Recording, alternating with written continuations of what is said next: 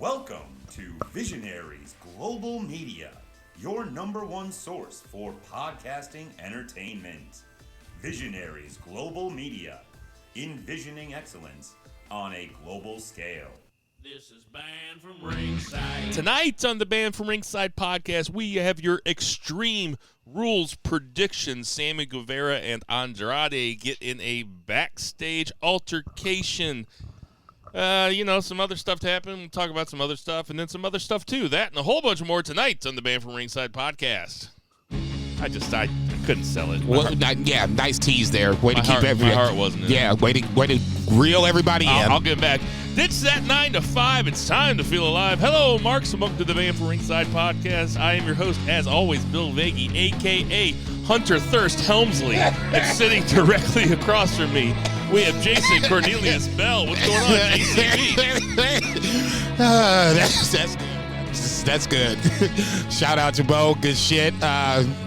Before I get started, check out my boy, my Lord and Wrestling Savior, High Five Time, Midwest Roundup coming up with Joey O'Farrell, getting ready to promote the Dust vs. Dawn show that he's going to have on the 22nd of October at Pops. So if you haven't got your tickets, get your tickets. If you have got your tickets, check out Joey on the pod, Midwest Roundup. If you haven't gotten your tickets, let Joey sell you better than Bill sold you on the start of the show. And on that lovely note, I'll ask the congregation to bow their heads as I read from the latest edition of the Banned from Ringside podcast, volume 277, chapter 3, verse 14. And the good smart saith, #boo the heels. It's all good, baby. Listen, share, subscribe, repeat. The holy trinity of BFR. I love this time of the year, sports-wise, because everything is like coming into one little clump. But the cherry on top, professional wrestling. Let's talk some shit. And out there in Portland, Oregon, we have Two Beer. Zach Pullman. What's going on, Two Beer? BFR West in the house. Man. I got my weed pen over here complaining that I hit it too hard. I said, catch me at Dynamite Wednesday backstage, bitch. We are coming at you from beautiful St. Charles, Missouri. Today is October the 6th of 2022. Like I said, we got your Extreme Rule predictions. There's not, it feels like all this news happened in 1 week, and then the last couple weeks have been calm. You know what? I could use a couple calm weeks. I don't need a fucking work shoot every fucking week. Before we get too far into it, I also am going to promote From Dusk Till Dawn, the October 22nd show live at Pop's Nightclub, put on by our good friend Joey O'Farrell, the fifth member. Well, I don't know. He's one of the members of BFR. He's the fourth. This as we got Aaron Williams versus Ethan Price, MJ Jenkins versus Tootie Lynn, Davey Vega versus Mike Outlaw, should be a banger. Yep. Mysterious Q versus Camaro Jackson, the West Coast Wrecking Crew versus the No Remorse Corps, which is Rocky Romero and what is that guy's name? Davey Richards. Davey Richards, thank you. And we also have a Texas death match with Thomas Shire versus Gary J. I'm going to tell you this right now, guys, that the last show that Joey put on was Wrestling at the Grand Ole, and it delivered in ways over and above how great I thought. I didn't want to say over-deliver, but it, to a certain degree it did. Well, I mean, I had realistic expectations. It was fucking fantastic. Yeah. I've been to Pops more times than I care to admit. It's going to be a great place to see a wrestling show. This is going to be a professional-looking event. This is going to be, it's going to be a professional event. I should say it's going to be a major-looking event. This is going to be badass. The production value that they put into this show is as good as you're going to see on the local level. Agreed. So I am excited to be there. I should also say that it is hosted by Clownvis Presley. Now, if you don't know who Clownvis Presley is, he is a Elvis Presley impersonator who is dressed like a clown. And he's also a stand-up comedian. He is fucking hilarious. Interesting. He's more entertaining than Doink. Way more. Well, I mean, that's a pretty low bar. I will tell you guys, I have watched the YouTube clip of Clownvis Presley on America's Got Talent, I don't know, upwards of 30, 35 times. Damn. I mean, probably 20 of them alone were just with Jack Stevens.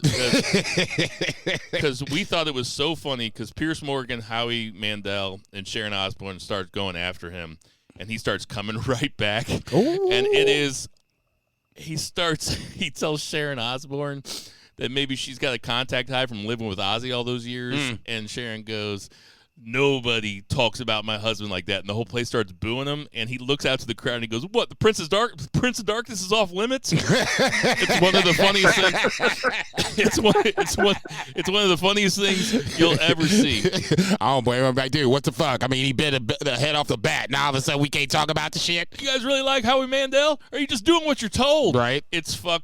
It is outrageous. Can't recommend it enough. Anyway, he's going to be hosting, and he's a riot. He's St. Louis homegrown. How much are tickets, and when is the show? The show is October 22nd at Pops. Tickets are $20 to $35. Doors at 6. Show at 7. Can't recommend it enough. It's going to be a blast. And Jason, Will all three be there? Oh yeah, Zach's going to be in town. Yep. That's right. Yep, Okay. yep. All right. Without further ado, let's get to that 3 count. 1, 2, 3. JCB, kick us off. Dealer's choice. Dealer's choice. I love Zach, so I'll just do what I normally do. Let's talk about a little WWE before we break down the Extreme Rules card on Saturday night. It's still so weird for me to say Saturday night instead of Sundays for WWE pay-per-view / premium live events. Just looking at both sides of Raw and SmackDown, nothing really jumped out at me per se. Go ahead. I got something that jumped out at me. Talk about it. Maximum male models were very funny. Yeah. See, that like I said, jumped out to me. I'm just kidding. No, look, if that means we get LA Knight, so be it, but it feels like it's... like we're getting LA Knight. Yeah. It just feels like maybe, a few weeks too late, neither here nor there. Let's just break down the SmackDown card really quick. Maybe something will jump out at me that didn't come off the top. Open the show with SmackDown. You had Solo Sikoa and Sami Zayn versus, I'm going to call him Riddick Moss. I can't call him Madcap Moss. I just can't. And Ricochet to open the show. Really good tag team match. Once again, problems with the bloodline between Jay and Sammy. I think that's going to be the running theme moving forward, ultimately going to cost Sami Zayn his spot in the bloodline. But hopefully, like I said last week, it's just way down the line. Karrion Kross had a pretty good vignette. Austin Theory backstage, blah, blah, blah. What was this next match? I can't even read my own handwriting. Drew McIntyre versus Austin Theory. Kind of more of a setup for what's going to happen on Saturday with Drew versus Karrion Kross with the strap match that ended up coming into play post-match where you had Drew laying literally the smackdown on Austin Theory. Maximum Male Miles, Shotzi, 2 promos, Los Lotharios versus Hit Row. Okay, we can stop here for 30 seconds. I was a little excited for Hit Row to come back. It still, felt a little weird not having Swerve around as the lead guy. It feels still now they're missing a lead guy, even though it's more of a group and they're trying to make it more of a group thing. Trying to make it a more of a New Day feel. New Day doesn't really feel like they have a leader. It's just 3 equal guys that just do 3 things differently. Hit Row misses, in my opinion, Swerve. They miss their front man leader. I don't think they're all good / great with their own individual attributes, positive attributes, to overcome the fact that Swerve is not there. Zach, what do you think? Yeah, they're a fine act, but none of them have like that real standout thing. I think maybe they're kind of having Top Dollar be that guy, and he's definitely got the confidence. That dude thinks he is really awesome, and he's good, but I feel like he thinks he's really awesome. But I don't know, they're a fine act, but they definitely are not the act that they are with Swerve for sure. I don't care about them. I mean, they're gonna have to be involved in something, or they're gonna have to show me something more than they're doing right now. Like, they are just. I mean, I guess my point with this was outside they're not the maximum male models. And I didn't like him making fun of the Maximum Male Model. Outside of the... I actually like Maximum Male Models more. God damn. Don't encourage this motherfucker. At least they have a thing. I guess my point with this is stopping here is that we've lauded Triple H for a lot of things that he's done since he's taken control of WWE Creative. It feels like, at least to me, the tag team division is basically the same. Not much has changed. You still have... I'll take that back. Brawling Brutes have kind of come up the ranks where now they feel like they're like that fourth team. They're replacing the Viking Raiders. And instead of Viking Raiders, you have the Brawling Brutes. But you still have that core group of tag teams still there. Alpha Academy, probably the fourth team. Obviously, New Day, Street Profits, and then the fourth team, to me, would be the Brawling Brutes. Outside a lot of of that, that has to do with like the Usos just having both belts forever, though. It does suck, just like it always has as far as like tag teams. I don't know that he'll make that better, but I feel like they have a hard time creating meaningful feuds not around championships, and whenever it's just like one team holding both belts and there's like an absolute vacuum there. Not giving him like I'm not defending it or anything. I'm just saying I think that's one reason why. Alpha Academy's getting a lot of TV time. Which is good. They are. They're making the most of it also. I can't say Hit Row's making the most of it.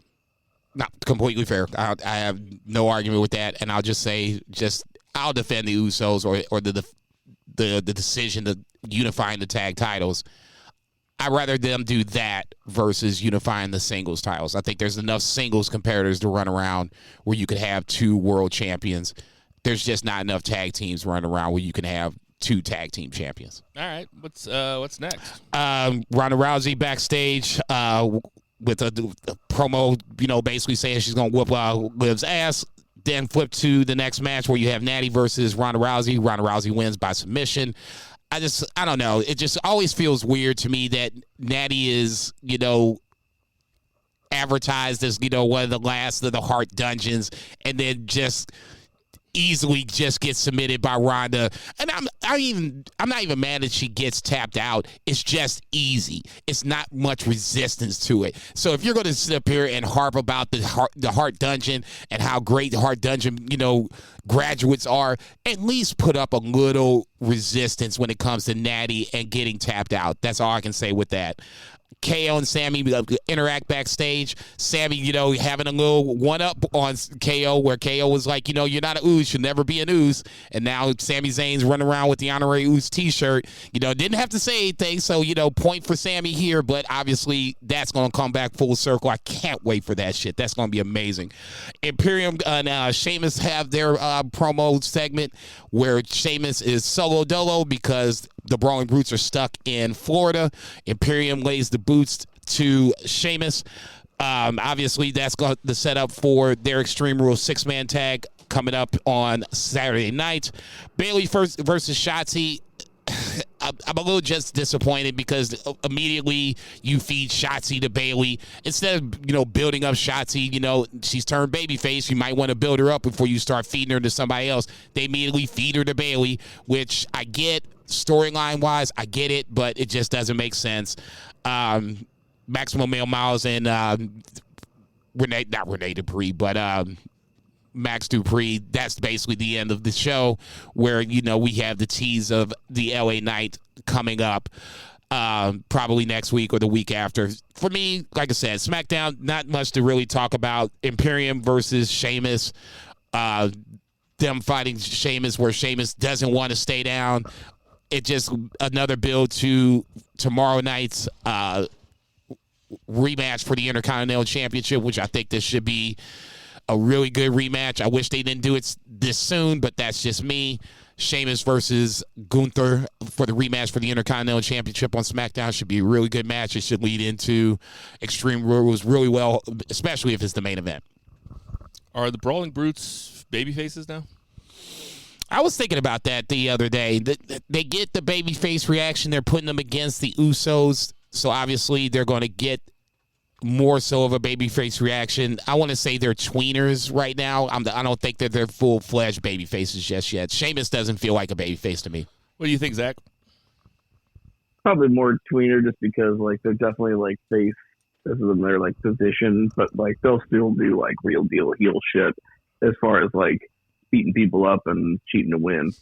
They were presented as baby faces on NXT, and they were presented as a big deal on NXT when they fought Pretty Deadly. And just circling everybody back, from the main roster is though, because that crowd will not boo. Even if it was like a dastardly heel, that NXT crowd ain't gonna boo somebody from the main roster. That's a good point. They did. I say Dolph Ziggler. They were in love with his ass as soon as he hit the door. They're fucking like wringing out people's sweat towels, just trying to get a drip on their tongues, like anybody that's on the main roster. Gross. He's heating up.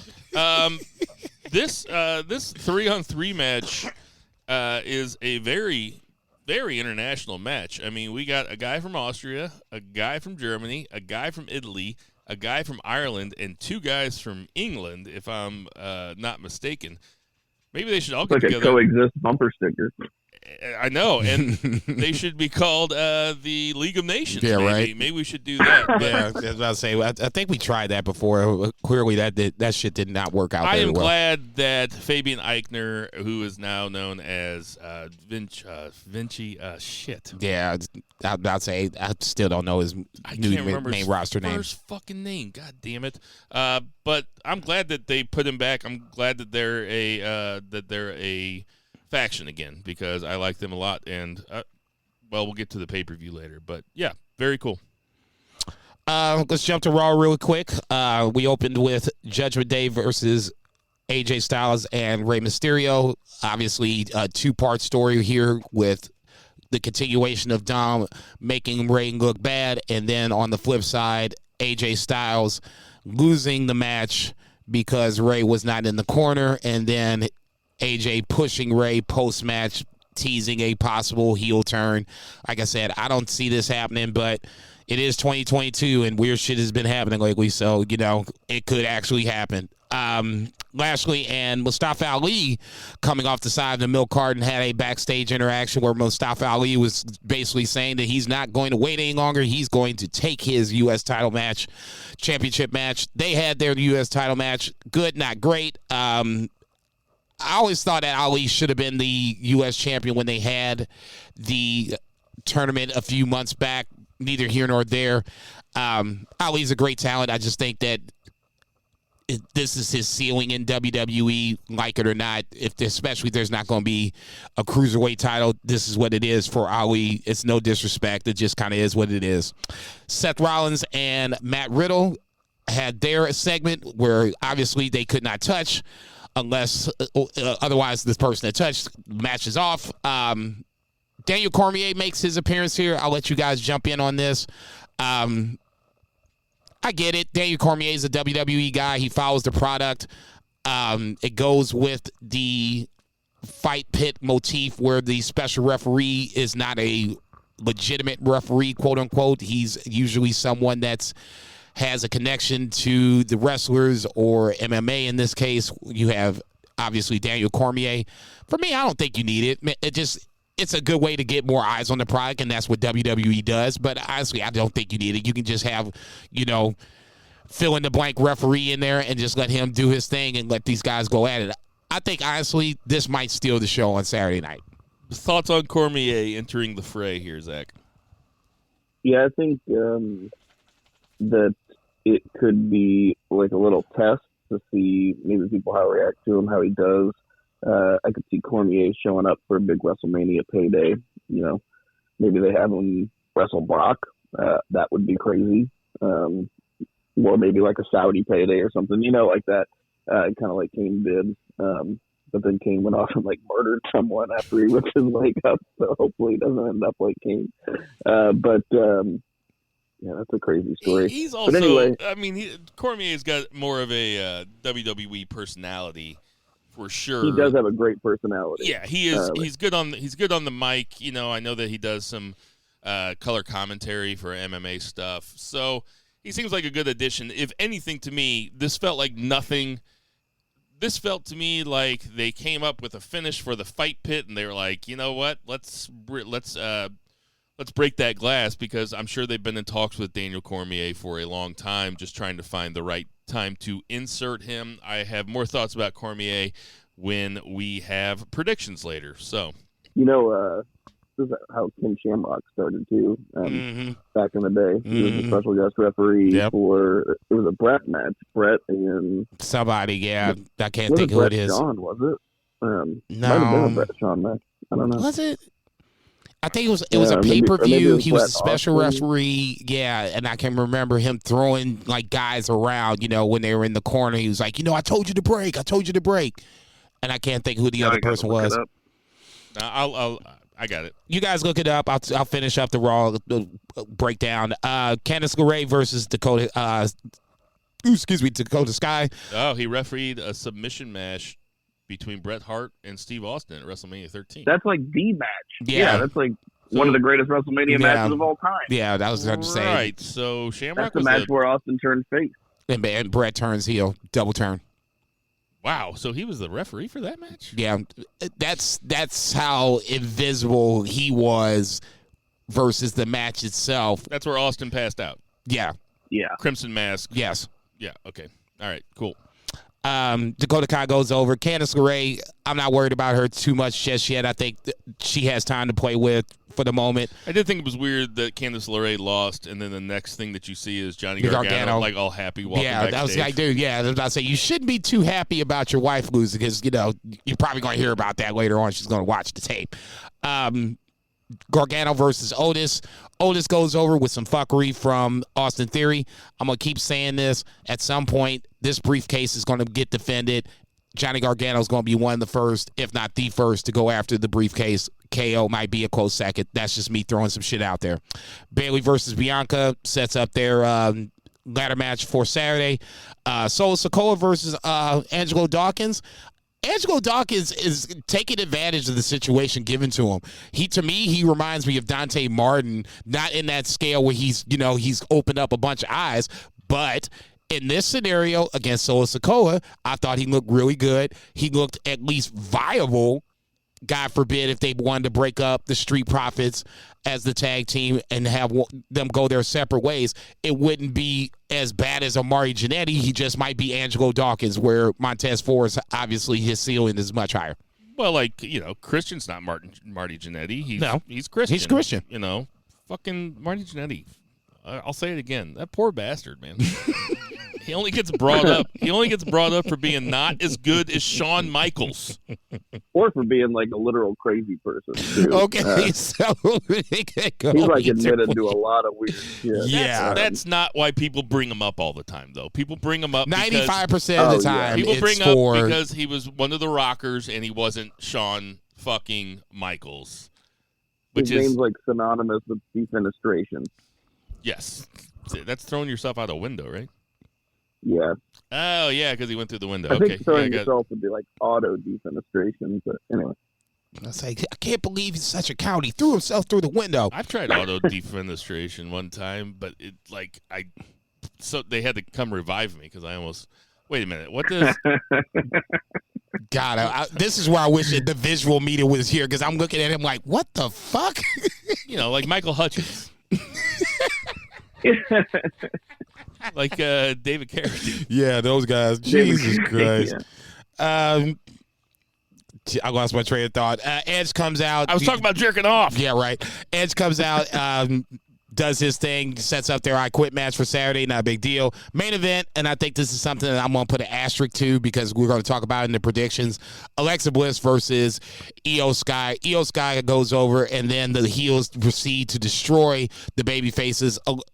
Asuka, who was hurt earlier, came down with kendo stick, got that work. Alexa Bliss got that work. Bianca Belair got that work. So basically, you had Damage Control closing out Raw with Bayley holding the titles, and then you had the tag team champions on her side. I'll just say this. If there's a time where people need to come back, this might be the time on Saturday. I'll leave it at that. Oh, you think Bray Wyatt's going to come back for the Alexa Bliss shit? Come on, man. Come on. Think, Mark!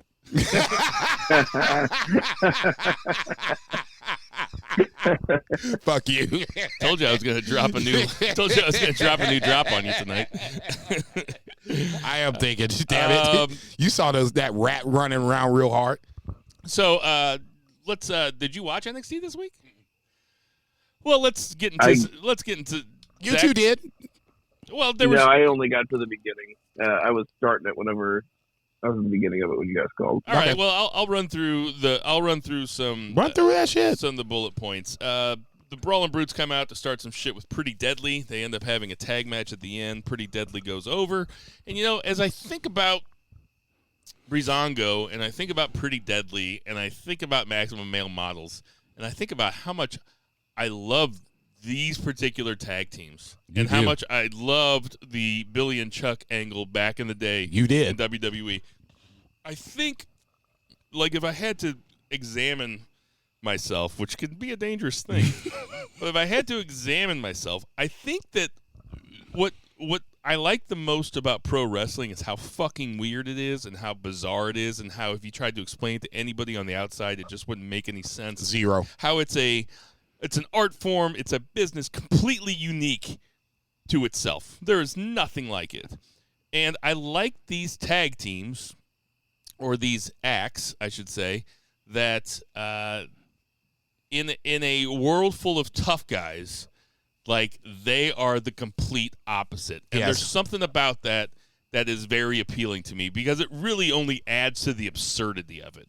The Pretty Boys in Pretty Deadly should not be tag team champions. They should be the ones getting, in the world of professional wrestling, they should be getting that work. Right. But yet, they're tag team champions. They're great workers. And they're over as fuck. They're over as fuck, and they've completely embraced their characters, and that is the type of shit that really, I don't want to say it gets me off here because that could, but it gets me off. You just talk about jerking off. I like Pretty Deadly, and the difference, the fucking dichotomy that separates Pretty Deadly and the Brawling Brutes is that's the type of shit that I live for, and I fucking love it. Now that's professional wrestling in a nutshell. I mean, right to censor. We're also people that they were not people that should be fighting, but they were mean and they were heels. Especially in the Attitude Era, they were definitely going against the grain. Thoughts on that, Zach? Thoughts on my sexuality?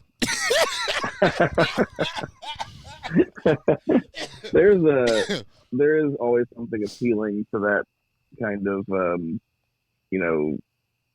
subverting expectations. Yes. Whenever it comes to, your traditional stereotype of a professional wrestler. And, it works really well, especially when people are good at the act and whenever they embrace it. I mean, Justin Runnels, Dustin Rhodes forever. And then, he comes up with Gold Dust, and Gold Dust was so awesome and weird. Yes.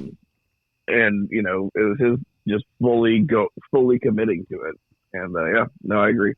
Von Wagner goes over Andre Chase to grab his spot in the ladder match for the North American title.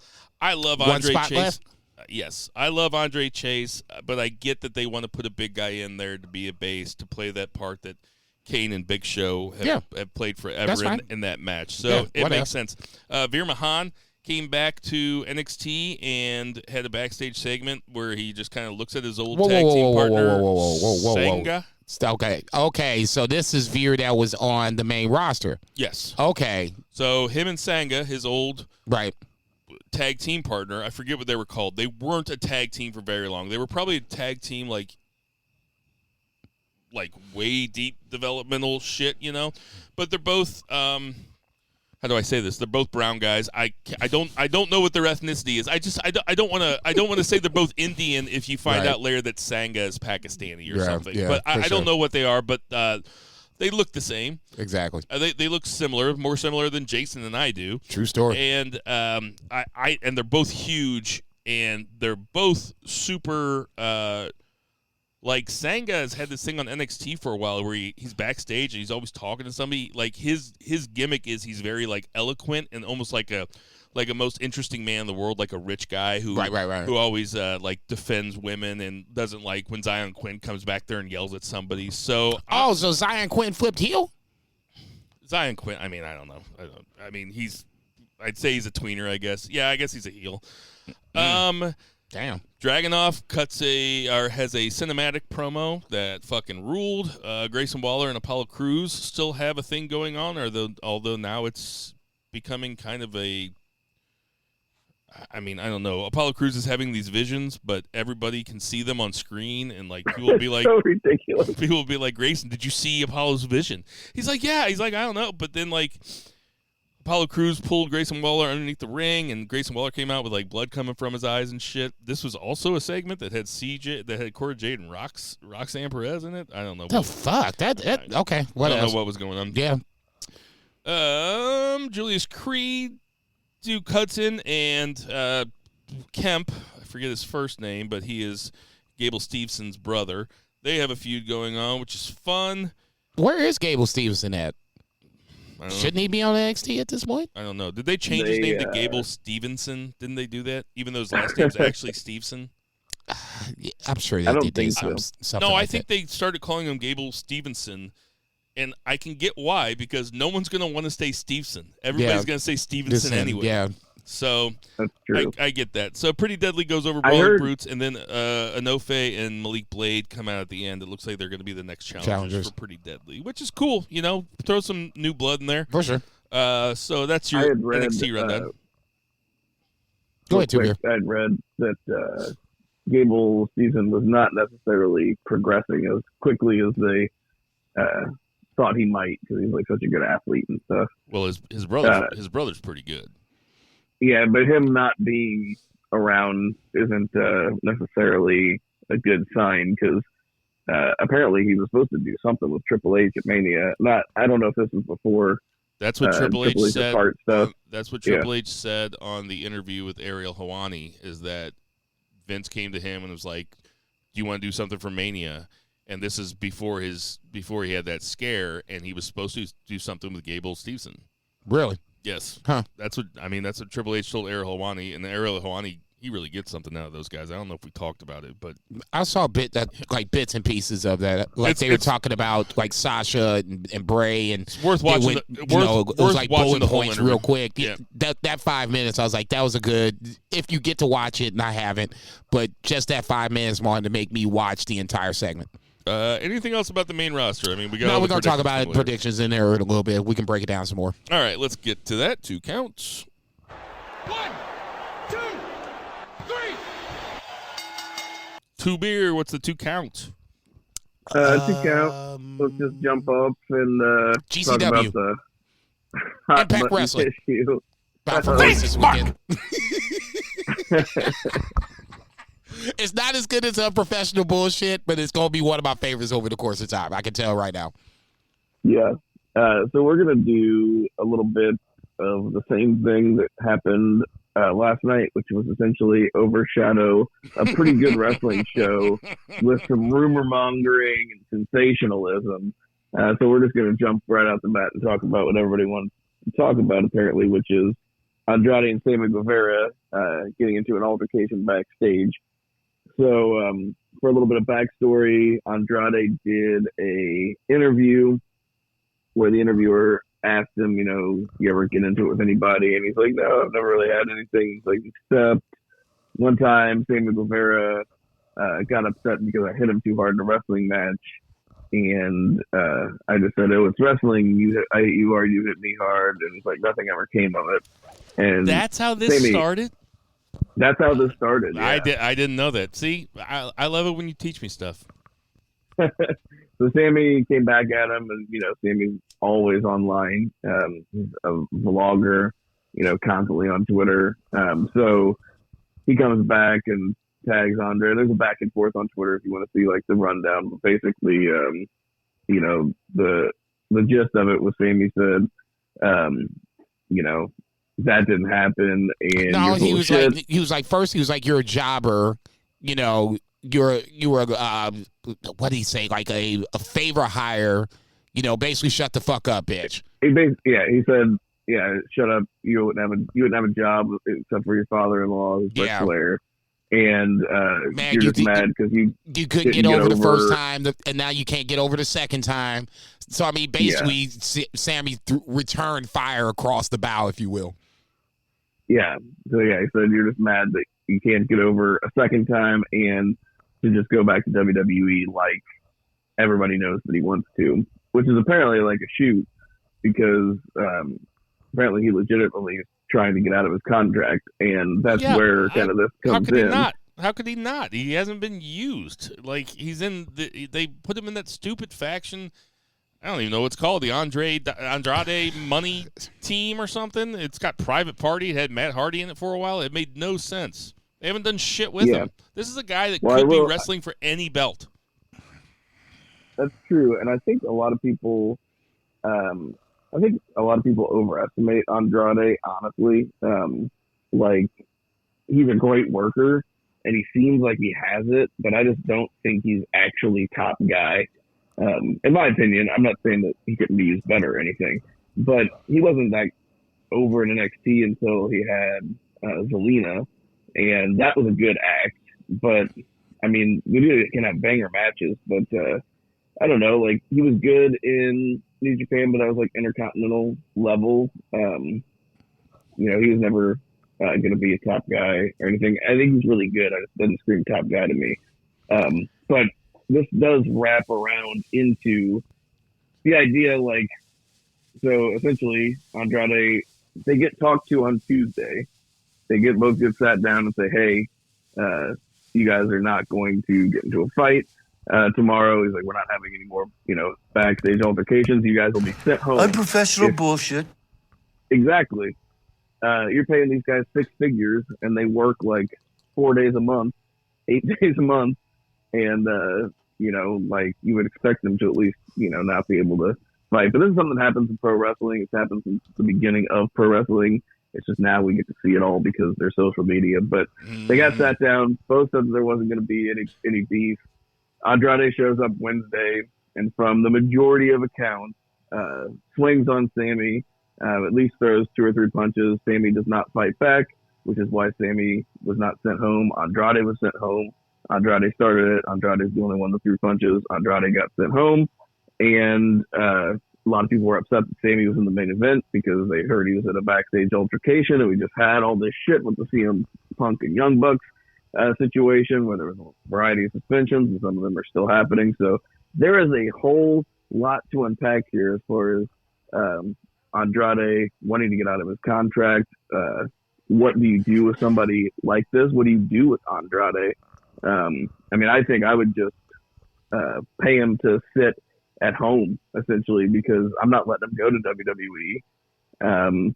But if he's going to be a goddamn nuisance and not professional, because the thing is, he could be something in WWE, but if he's going to be a nuisance, you're going to have to pay him either way. I'd rather just pay him to sit at home and then cool him off. I don't know what you do. The truth is, I didn't know all that backstory. I'm just going to tell you where my gut is on this, because I saw it happening. My gut is on this is that Sammy's a bitch, and he does.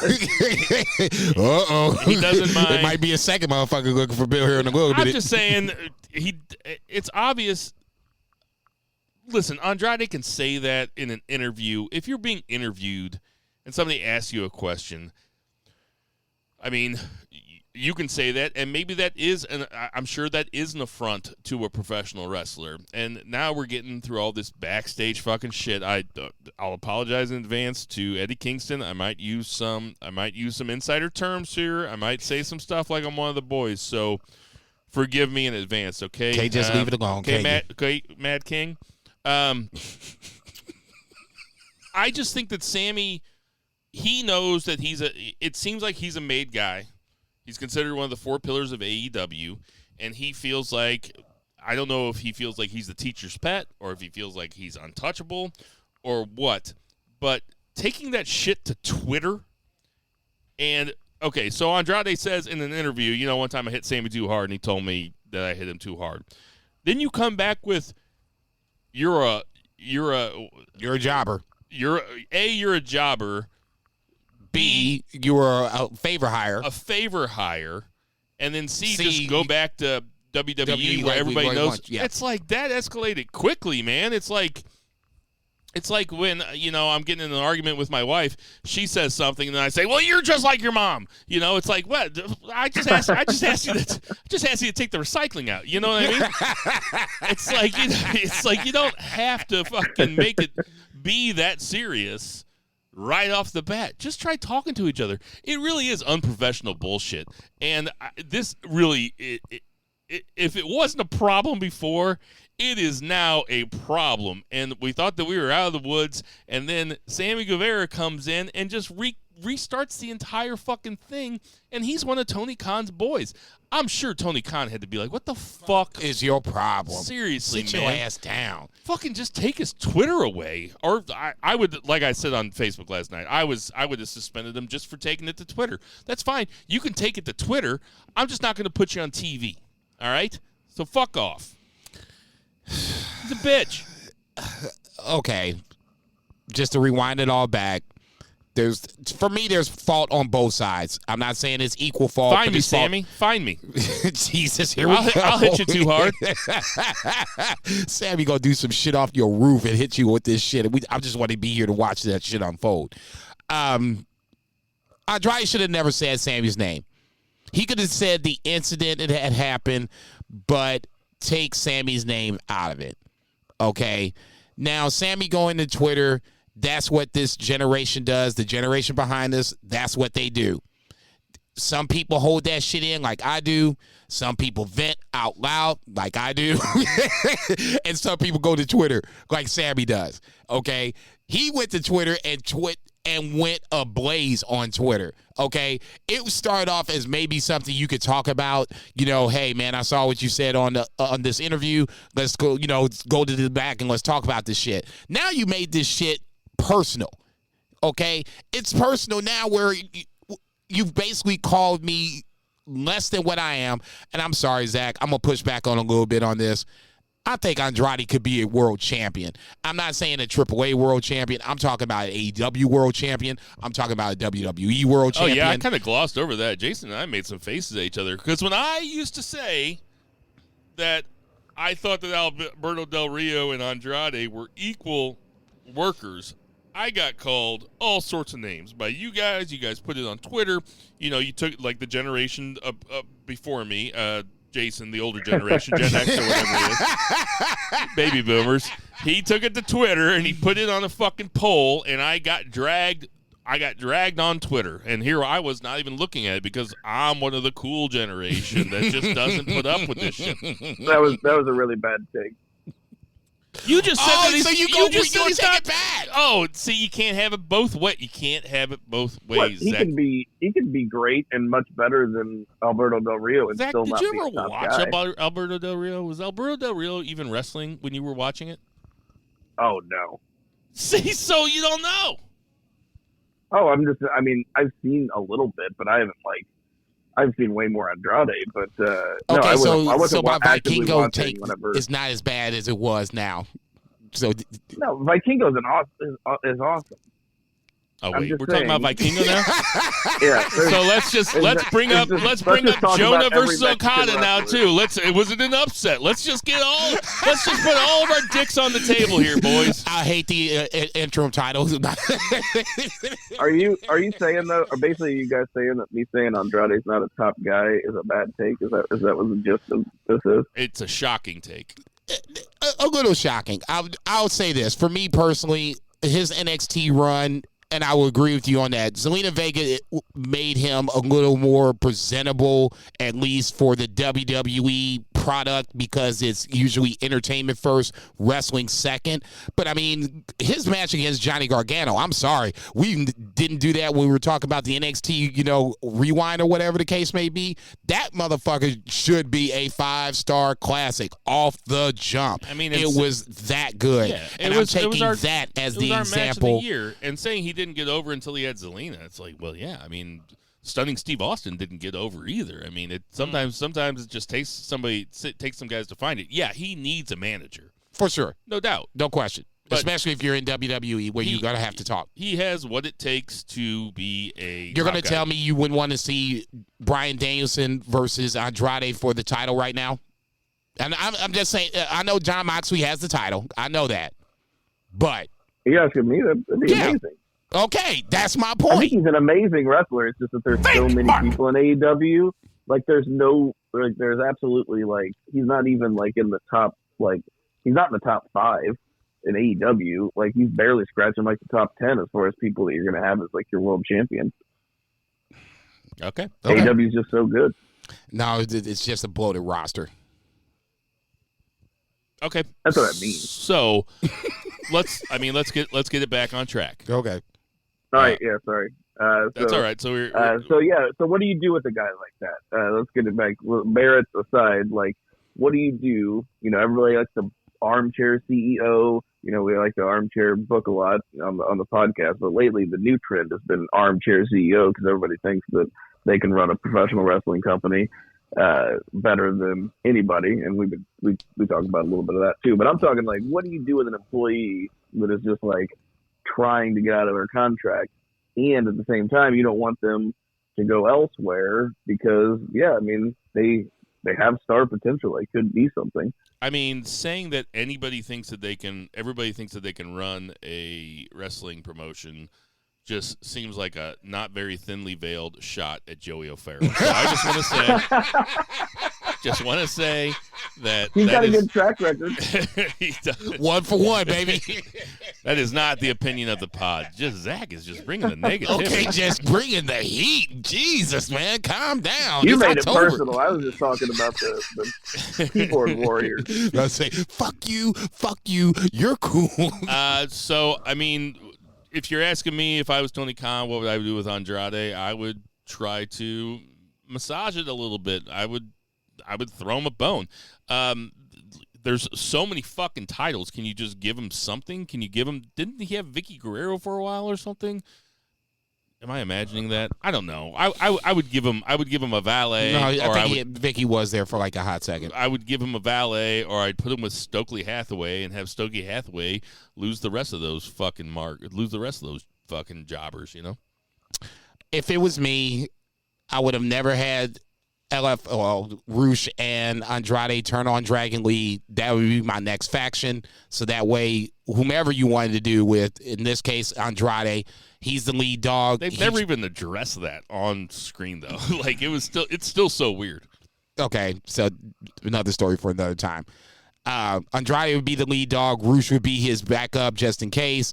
And then Dragon Lee is basically your TNT chaser or whatever the case may be, because they don't have the an interim, or not interim, but a cruiserweight title. Or if you want to bring ROH in, you can do that too. So that's another play to that. He was the TV champion for a hot second. You can have him and Samoa Joe go after it. To me, that was the play. When you had LFI there and they turned on Dragon Lee, which, like Bill said, was never even explained, number one. Number two, Roosh and Andrade can be interchangeable as the lead guy.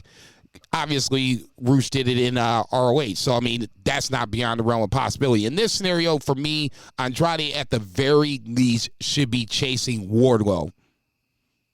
If not Wardlow, he should be chasing Jon Moxley. Either way, I think both of those matches would be good. I think Wardlow should be more so focused on the heavyweight championship at this point.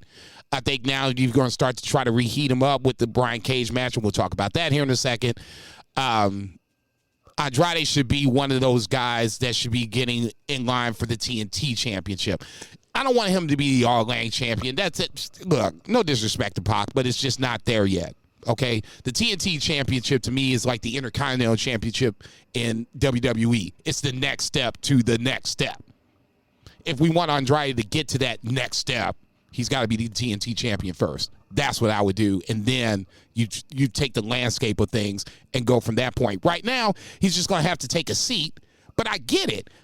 I'm mad for Andrade too, but I'm mad for a lot of guys because I just think a lot of guys are fighting for TV time that's just not there.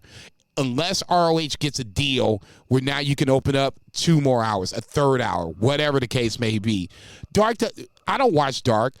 You guys don't watch Dark. I don't watch Dark Elevation. Neither you guys do. So, I mean, we're realistically watching 2 or 3 hours of AEW programming per week, and we're seeing a certain amount of guys. But there's, like Two Beer said, there's a shit ton of talent on here. These guys want to be on TV, and I don't blame any of them for it. Andrade's one of those guys I personally want to see, and I think if you did it that way, maybe you can, placate him a little bit to keep him around. But you can't let him leave for WWE. If he goes to WWE, you know what's going to happen. That's going to be the Charlotte and fucking Andrade show immediately. Oh, yeah. Yeah. And, Triple H likes him. For sure. What's next? Or what's going on Dynamite? All right. Yeah, we can move on to Dynamite. Sorry. I knew that was going to take a little while, so we figured we'd get it out of the way first. Sure. We opened the show MJF versus Wheeler Yuta in an absolutely legitimately good wrestling match. This was a legitimately good wrestling show. A lot of good wrestling, a lot of good segments, decent crowd. We had the crowd finally kind of getting into it. I thought it was going to be like a quiet crowd because we've had a couple quiet crowds in the past couple weeks of Dynamite, outside of a couple hot instances. But, they did this trading kind of pinfall situation. There's probably a name for it where they all roll around and they're reversing each other and going into cradles and stuff. And they both ended up on the ground and got legitimate "this is awesome" chants. So really good match though overall. Ended with MJF getting a version of the Salt of the Earth. Yuta tapped immediately, and Yuta wanted MJF to shake his hand. Looked like MJF was going to do it, and then what's his name, one of the guys from the firm, Lee Moriarty. Lee Moriarty. Why did I say Lee Moriarty? Guess they all look alike to you. Yeah, jumped in and blindsided him, and MJF acted like he was super pissed. He said, "I didn't tell you to do that." And Stokely Hathaway hands him the diamond ring, wants him to knock Wheeler out with it, but William Regal walks up and just casually puts on some brass knuckles, and everybody runs away, which I thought was like a fantastic way to end this. Fucked up. Yeah, so good. But this was good, man. This was really good. I gotta admit, I liked the match except for that rolling pin spot that Zach brought up. That is, I can't remember. I think that's an MJF spot. I think that he likes to do that. I think I was about to say. I've seen that. I think he's done it at least once or twice with MJF matches. That's not my favorite spot, but I did enjoy the match, and I think that MJF not wanting to beat up Wheeler Yuta after the match. I swear I'm not doing that on purpose. I swear. Think, Mark! Wheeler, New Mexico. I think that's a nice little wrinkle. Wheeler, Arizona. I think that's a nice little wrinkle for his character, and I was a fan of it. Adds a little bit of nuance because he came back, and it's tough to say if that's going to be a wrinkle in his character or if it's just because of the history that him and Yuta have. So I enjoyed the match though. MJF looked great. I mean, just physically looked great after, 129 days of not being in the ring. He looked shredded, looked ready to go. Looks like he could be a future world champion at some point. Second thing is the poker chip. I've been a big thing about this poker chip. What does it mean? How does it work? And they kind of doubled down on the fact that it could happen at any point at any time. So that makes it feel like more Money in the Bank to me. Neither here nor there. We'll get to that at some point sometime. Didn't Jericho invent the Money in the Bank? Did we talk about this last week? Yes. Okay, so it can go wherever it wants. That's not the way that's not the way it's been up to this point. Right. Yes, I know. Okay. One of Zach's big things about Tony Khan and one of my big things against Tony Khan is the interim championship. It's been the same no matter what. This is now obviously changed because I think who the person holds the chip, it makes it change. It is an undeniable great story device, though. I'm not disagreeing with that. Undeniable. I'm not. And I don't fault them for using it that way either. Either way works. I'm just shooting one over Two Beers' bow, where he's always like, Tony Khan's consistent. The interim champion is the interim champion, no matter what. This has changed, and it's obviously changed. So that means that as much as, Tony Khan's being consistent, he now at least reads the temperature in the water and sees that MJF, with the opportunity of cashing in at any given point, is way better than him saying, I want it to be on this date, this time, at this place. Yeah, it's changed, but it's improved. So that's all that matters to me. I don't mind the inconsistency because it is better. It is brilliant too. Man, Jericho is really good, really smart when it comes to this wrestling thing. He's done it once or twice. It's undeniable. That's what makes it so frustrating that WWE has dropped the ball on it the last few times. Well, the Brock Lesnar one, the Austin Theory one, entering at the very last minute kind of took away from it, and plus it just doesn't look like they're very interested in Austin Theory having it anymore, which is also pretty interesting to me. But most of them have been bad, and I think historically it's because most of the time Vince changes his mind. Otis is the one that we always bring up. That was a bad one. Okay, and I think that was part of it is that a lot of this is Vince. The thing is that I'd be fine with Otis winning it now, because now it feels like he could actually. Well, he's presented as a badass, and not a guy that does the worm, right? Right, and he's the heavy for. The thing is, Alpha Academy / Austin Theory. A lot of them have been bad, but the best ones have been so off the charts great. Dolph Ziggler, Seth Rollins, The Miz and Orton. Yeah. For me, I loved it when Swagger cashed in on Jericho. Yeah. It all makes sense. So I mean, it is what it is. Like I said, for me, I just like clarity in this scenario because I think it's a big deal for AEW. Because we're talking about their heavyweight championship with Jon Moxley just getting it back. And for me, and like I said it before on pods beforehand, I want Jon Moxley to have a legitimate title run. 4, 5, 6 defenses over 3-4 months. You know what I'm saying? I want him to be the champion when 2023 comes around. That's what kind of a title run I want for Moxley. But if MJF is hanging over him, that's going to make his title run more interesting. Hangman Page is coming up in 2 weeks. We'll see what happens then. Yeah, it definitely makes it more interesting. And like you said, MJF looks so good physically now. It's almost like PK told him, like, hey, you're going to have this belt. He's like, all right, I got to put on some muscle. I got to look good for this photo. That too.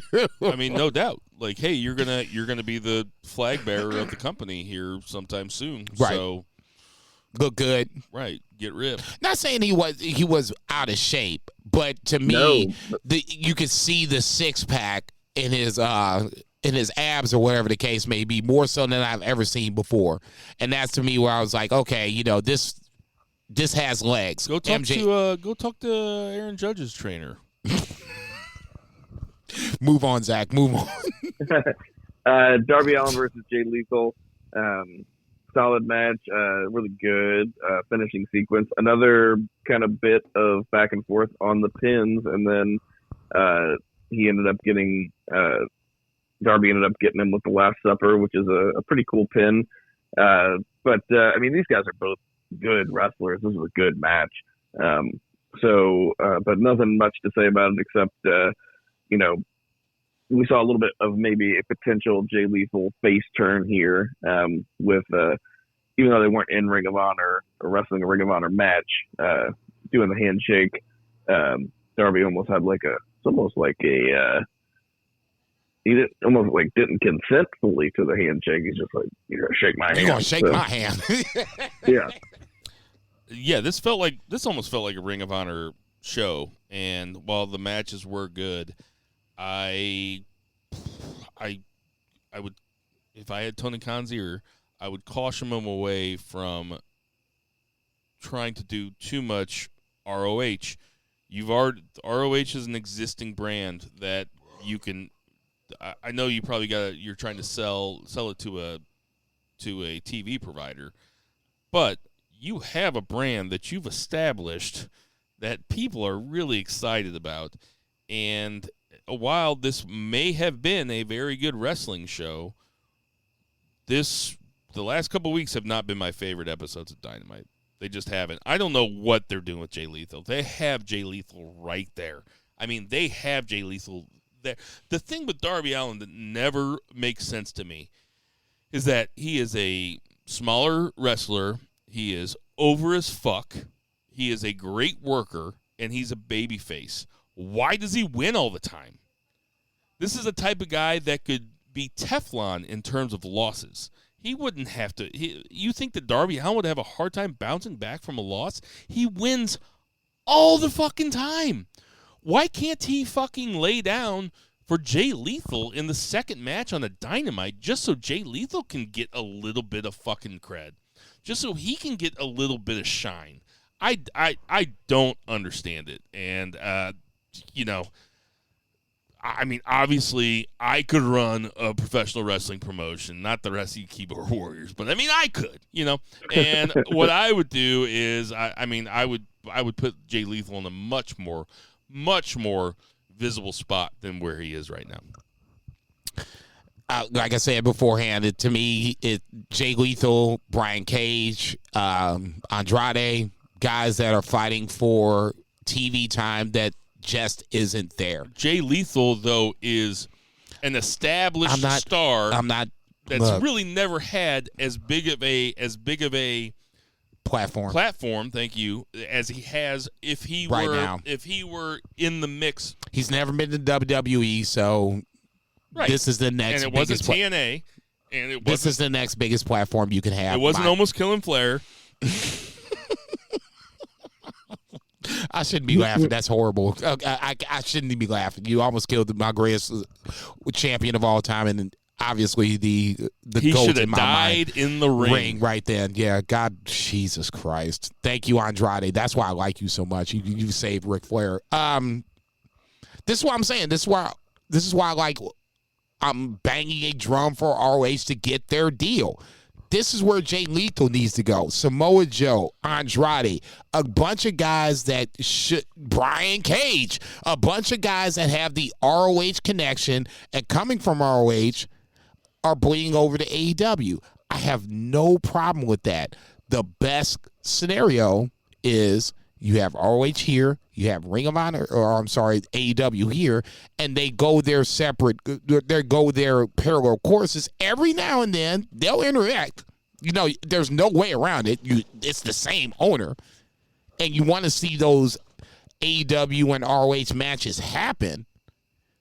But this is kind of my problem with Tony Khan / AEW signing this person, that person, this person, whatever the case may be, male or female. You're now getting to the point where now you have disgruntled employees. And that's not a good look, especially coming off the fact that you had a world champion being sent home because he didn't know how to act, and EVPs not knowing how they need to act. This is a scenario where, like I said, I'm going to keep this quick and sweet from this point forward. ROH needs the deal, and the sooner they get it, the better. So that way you can at least alleviate. It's not going to fix it, but you can alleviate that problem so now talent can get on screen and be available to do their thing. Go ahead, Two Beer. I think it's weird that he's actually trying to run ROH shows and keep up with the ROH belts and everything. When he bought it, I was just like, oh, cool. There's a tape library. He's got access to some intellectual properties and stuff. But I know that they have a lot of people. But if you just see the Ring of Honor pay-per-views do not sell they sell a quarter of the AEW pay-per-views, and they're essentially AEW pay-per-views. It's the same dudes, same production value, same set. It's just kind of weird. So why would you want to run a show? Same thing on TV. Why would you run a show that fewer people are going to watch than your other show if you just called it by 3 different letters. Okay. Kind of weird to me. All right. Then here's my counter argument with that. If in an alternate universe, ROH had their own TV deal, would you pay for a Bryan Danielson, Chris Jericho round 3 title match for the ROH championship? I mean, 30, I would. $30. I've bought the other ones though too. Okay, that's but they're still not. I'm not the, I'm a niche audience. Like, I don't think you're a niche audience. I think you're a part of the AEW audience that has been introduced to both characters, obviously on AEW television right now, but for, guys that, go deep, they know who Bryan Danielson is in ROH, back in the day, the original American Dragon or American Dragon or whatever the case may be. And everybody knows Chris Jericho. If you had their own deal, I think you're not going to do 1 million buys. You might not do 500,000, but I think you can do enough to where it makes it viable as its own brand. If you're not going to do it as its own brand, then that's another discussion for another time. I'm not even going to go down that rabbit hole. For me, if you're going to do it, and it feels like it's 2 separate entities, but not necessarily. You got all these titles. Jay Lethal should be much more prominent than where he is right now, and that's a problem. Well, here's the thing, like for AEW, like the biggest pay-per-view like they ever did was just over 200,000. And that's like the biggest one. Usually they're way, considerably less than that. It just seems like a lot to do. I just don't think you're going to make as much money. I don't know. It's interesting. I mean, you can do whatever you want. We'll see. But yeah, we don't have a deal right now. Obviously, we need to make money on the shows. Otherwise, we're not going to have the shows. But to me, if you're going to make money on the shows, you put the big guys up front, 2 big guys up front. That's happening on free TV that we could be paying for if other things were different. Sure, I'd pay $10 a month or whatever for. Okay, that's what I'm saying. A weekly TV show and a video library. I would let you pay $10 a month and give me your password. Share the password. Let me get that password, bitch. Go ahead, Tuvier. All right, so TNT match, which was like this. Talk about subverting expectations. Wardlow versus Brian Cage, and you just expect this to be 2 big meaty men slapping meat. And they did a luchador match, and it was awesome. Wardlow did like a jumping Hurricane Rana. He did like a flip, like he ran up the turnbuckle, like Cage whipped him into the corner, and he ran up the corner and did like a corkscrew flip dive off the top of Hope. Absolutely bonkers. So super fun. Ended up Wardlow winning after powerbombing Cage 4 times, and then we had a schmoz, Bill's favorite stuff, but it didn't end the show. But it was just right. It ended the first hour here with the schmoz. I don't even know. There was like some like Nigerian prince dude out there. I don't know what's going on. Honestly. Okay, like Samoa there Joe you came go. out. Like some dudes came out and beat up Wardlow, and then Samoa Joe came out for the save, and they beat him up. I really don't know what's going on, but the match was good. Okay, so Gates of Agony was the tag team that came out to jump Wardlow immediately after the match. Samoa Joe comes out. Prince Nana is the manager that obviously nobody knows the name of outside of me, which goes to my point where ROH needs their own shit. Ultimately, this is boiling down to FTR versus Gates and Agony for the ROH Championship, Tag Team Championships at some point. That's fantastic. For me, the match was good. I don't understand the Brian Cage hate, because to me, him and Wardlow are basically the same guy, just Brian Cage came first and he didn't get over, and now Wardlow did. But they basically can do the same thing. They're basically the same guy. Where's their Brian Cage hate? Well, I think a lot of it is just like, what he's done in the past, saying the N-word, shit like that. He's not very good. Yeah. I don't think he didn't say it like, never mind. Just go to YouTube. He was just reading Huckleberry Finn, and he's not that smart, so he's reading it out loud. Somebody fed him. No, from what I understand, somebody fed him the line. He said the line. If you catch me listening to Ice Cube Predator in the car, yeah, right. I do not. I'm just glad there's no video of it. I'm saying it. Yes, full sure, no question about it. Except I do the hard R, not the way that Ice Cube does it. All day and day. For me, this is kind of what I was talking about ROH in general, about AEW in general. Brian Cage, this match should have felt bigger than what it was. It shouldn't have been, and thank you, Tony Khan, for having it on free TV, but it shouldn't feel it's an like anniversary show. Okay. This is a big show. Like, Two Beer, I get it. But Brian Cage versus Wardlow should be pay-per-view shows. No, it should be pay-per-view. They're all Fight for the Fallen. No, I'm talking to Zach. Like they're all named something. Oh, they do a lot of gimmicks. You're right. As far as like which I don't even mind. I think it's fun. Show. Yeah, but I think it's fun to have like Winter's Coming, Fight for the Fallen, and whatever Fighter Fest, whatever. Like I think that it does a good job of making stuff feel like a big deal. And up until now, up until like the last month, up until the CM Punk scrum, I've never felt this way about AEW. I am down on the product. And Eric Enright put that on Facebook, and I on Friends of BFR, obviously. I shouldn't say obviously, but follow us on Friends of BFR on Facebook. He threw it out there. Is AEW stale? And I never really thought about that until somebody else said it. But now that I'm starting to think about it, I'm just kind of like, I like it, but it could be a little better. Almost dare I say a lot better. Actually, I feel like we've been talking about it because we've talked about how WWE is the hot product. It feels like the thing. I mean, I watched 5 hours of WWE. And I did, or not 5, because I watched the Hulu version. So like I watched 4 hours of WWE, and I can't be bothered to watch Rampage though. I mean, I was always of the, like, even over the last couple months though. You can check the tapes. I was always like, oh, WWE. Everybody says WWE is the hot product, but AEW is still putting out banger after banger after banger. The last couple weeks have soured me on it, and I don't really, I can't really put my finger on it.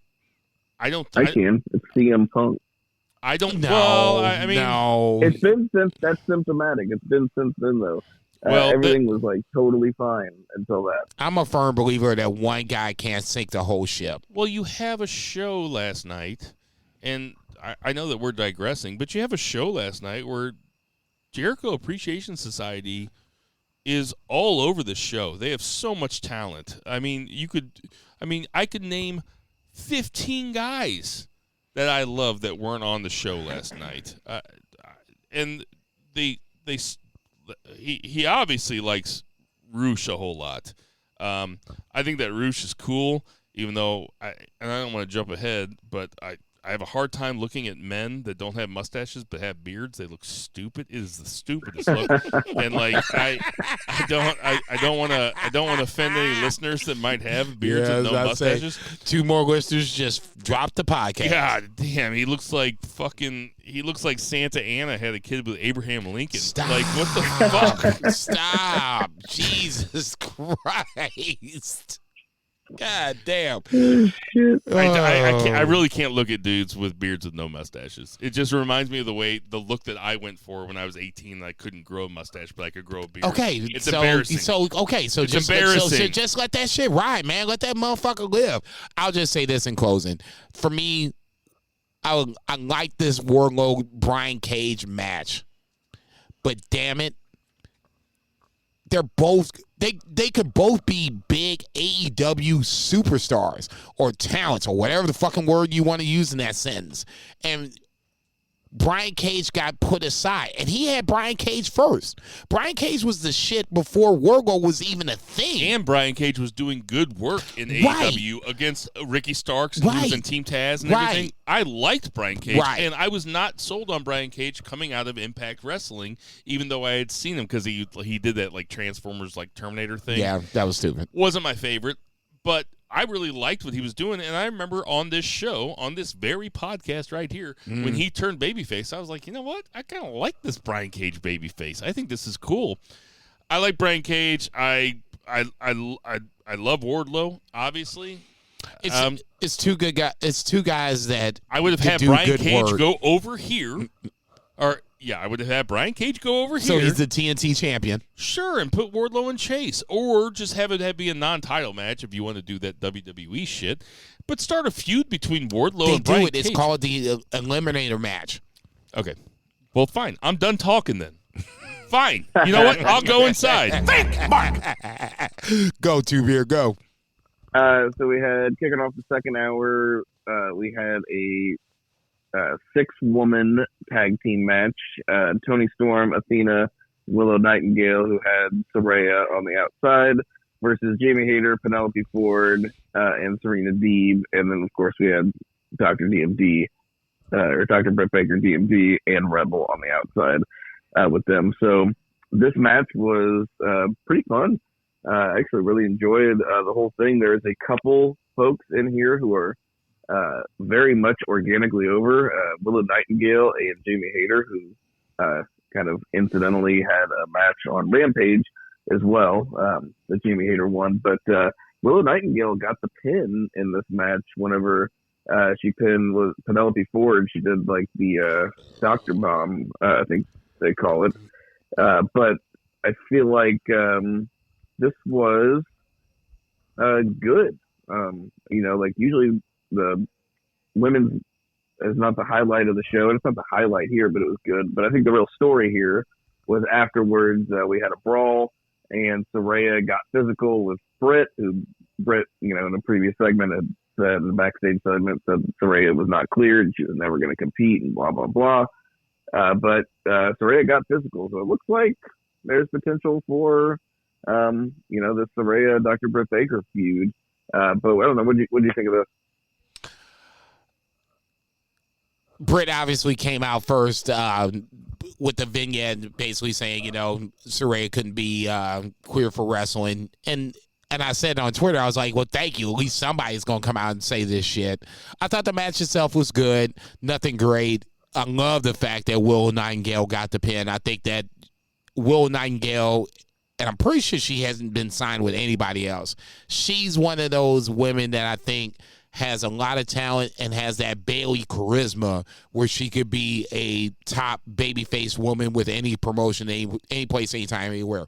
I guess she just has it. Like, she does. No, she really does. She can wrestle, and she just has, even with Jade, I'm challenging you for the TBS championship or whatever, and you had the badge like, motherfucker, you already lost, whatever, blah, blah, blah. Will was like, look, I might have lost twice, but I'm going for a third time again. That's the baby face that America loves. You know what I'm saying? You can beat me down 2 times, but I'm coming back a third. That's Willow Nightingale. To me, the biggest problem with that is that, once again, we're not talking about the champion. Who's the champion in this? Toni Storm. And Toni Storm is nowhere to be found. We're talking about Britt and Saraya. We're talking about Willow Nightingale. But Toni Storm is the champion. And she is a fucking secondary character in this whole thing. Okay? That's a problem. The champion of the division shouldn't be secondary to Saraya, to Britt Baker, God love her, but shouldn't be secondary to her, to Athena. Got another person that should be getting more TV time that's not getting TV time. Toni Storm should be at least the epicenter of this. Who'd you say should be getting more TV time? Athena, a.k.a. Amber Moon. Oh, Athena. Okay, yes. Serena Deeb. This whole match, Jamie Hayter. The fact that I thought that the heels were getting more love, they were more over than the baby faces here, something else to kind of take away from this match too. Jamie Hayter was getting mad love off the jump. Apparently Serena Deeb's from the DC, Virginia area. Okay, that's fine. But when you have Jamie Hayter getting all this love and you didn't flip her babyface the week before, that's a problem. Got to strike while the iron's hot. I'll admit, I started reading my book. Like I really I didn't. Like I wasn't that much into this match because, and I'm going to sound like a broken record here. Not only is Toni Storm not being featured, but the most dominant woman that they have on the roster is nowhere near this shit. She feels like Cody Rhodes. Jade Cargill should be in on this shit. In fact, you could have Jamie Hayter and Willow Nightingale fighting for the TBS title to get to Jade Cargill, or fighting for the TBS title, and then you put Jade Cargill in the heavyweight championship because she is a star. She's a star. She's a star. She's a big, bright, shining star. Okay, so if Jade Cargill's not there, and like I said, I'm not trying to be a hater on Saraya. She just never really did it for me. I don't get it. I think that Toni Storm is awesome. I think that Britt Baker's awesome. I think that Jamie Hayter's awesome. Okay, Two-Beer, you got the pencil. What the fuck are we going to do with Jade? Because obviously she's not going to be TBS champion for long. Who does why are they keeping Jade? Why is he keeping Jade away from Britt Baker? Okay, A, and then B, who does Jade drop the title, the TBS title to at some point? Britt Baker first, Jade second. Go. What do you mean Britt Baker first? Why is the fact that we haven't had a Jade versus Britt Baker match, number one, and number two, who does Jade ultimately lose the TBS championship to at some point? Well, I mean, I think the easiest answer is they didn't want Jade to beat Britt because they don't want Jade to lose either. I don't know who beats her. Honestly, if they did do it, I would probably have Britt beat her because Britt's the biggest star in the division, and it would help. If Britt gives a shit about the PBS title, then I think that makes it matter more as well. So she is off on her own little island, Jade Cargill is, but she's also still pretty green. She's like early Goldberg right now with the United States Championship. Not a very good worker, but very over and very obviously a star. But just not ready. Although they'll probably push her there before she is ready because she is such a star. But I don't know. I don't have the answer. Yeah, I totally get the reasoning that she is green and that you can't put her in big matches. But if you put her in a match with Thunder Rosa when she gets back, or with Britt Baker, or with Toni Storm, those are veteran wrestlers, people that should be able to carry somebody like Jade Cargill to a decent match. It doesn't always have to be 4 stars. Just tell me a story about something, because you know what? I know that I've probably changed my tune a little bit when it comes to this, because when AEW started, it's man, give me guys like Roosh versus Moxley. Give me guys like Roosh versus Hangman. Give me matches. Give me Juice Robinson versus Moxley. Sure. But eventually, you got to have stories. You have to tell me stories. And stories are not schmazes. A schmaz is not a story. MJF versus Yuta. MJF has respect for Yuta. That's something. I'm not saying that might be done, but whatever. No, that's not done. Cage versus Wardlow. That's something AEW is very good at telling really long-term storytelling, right? Right. But they dropped the ball in between. And I think that last night was kind of indicative of that. Like, I agree. I'll go with you two here. The wrestling was good. I just think the creative part of it is my biggest problem with a lot of the AEW from last night. and it really does pain me to say it, because I have been so, like, the last 2 years have been so incredible, and really we've been lucky to be along for the ride as wrestling fans and as wrestling podcasters. But, like, it is, like, eventually they need to give us something a little bit more. There needs to be something more between Moxley and Hangman Page, other than just they both want the title. Like, and it can't just be work shoots. It can't be work shoots. You have to have somebody do something to the other one, even if it's by accident. Okay, we're going to talk about Moxley and Page in here in a little bit, but I thought their segment at the end, Moxley did what he needed to do. He was like, I waited 3 years, motherfucker. I mean, this is it. I mean, they've really never faced each other for any sort of stakes at any given point. Well, the problem is not Moxley, because Moxley cut fucking another amazing promo, great fucking babyface promo. John Moxley does a great promo. No, I mean, but I'm serious though. Moxley. No, I'm serious too. It's just like we repeat it all the time. He's not the problem. No, he's the least of the problem. The problem is, for me, AEW's got a bunch of malcontents in the back, and somebody needs to get these jokers in line. Ricky Starks, greatest fucking tweet of the week. Can somebody tell my coworkers to shut the fuck up? It was perfect. Perfect. And why shut the fuck up. Please put Ricky Starks on TV. I know it's a weekly show, and I know they have a bloated roster, but Ricky Starks is somebody that I have gotten behind. I've gotten behind the Ricky Starks Powerhouse Hobbs feud. I want to see Ricky Starks on television. Orange Cassidy, another guy. Pac, the Lucha Brothers. Put them on television. Especially, there's not enough time. No. There is enough time if you stop with some of the bullshit. If Jericho Appreciation Society can take a couple weeks off. They really can. And I love Jericho, and I respect Jericho as much as any wrestling fan out there. He does not have to be on TV as much as he does. And you know what else? You know you love Daddy Magic. I'm getting a little ahead of us again, but Jericho does not need to look as strong as he looked in that main event, and Dana Bryan to look as weak as he did. I think that's more of a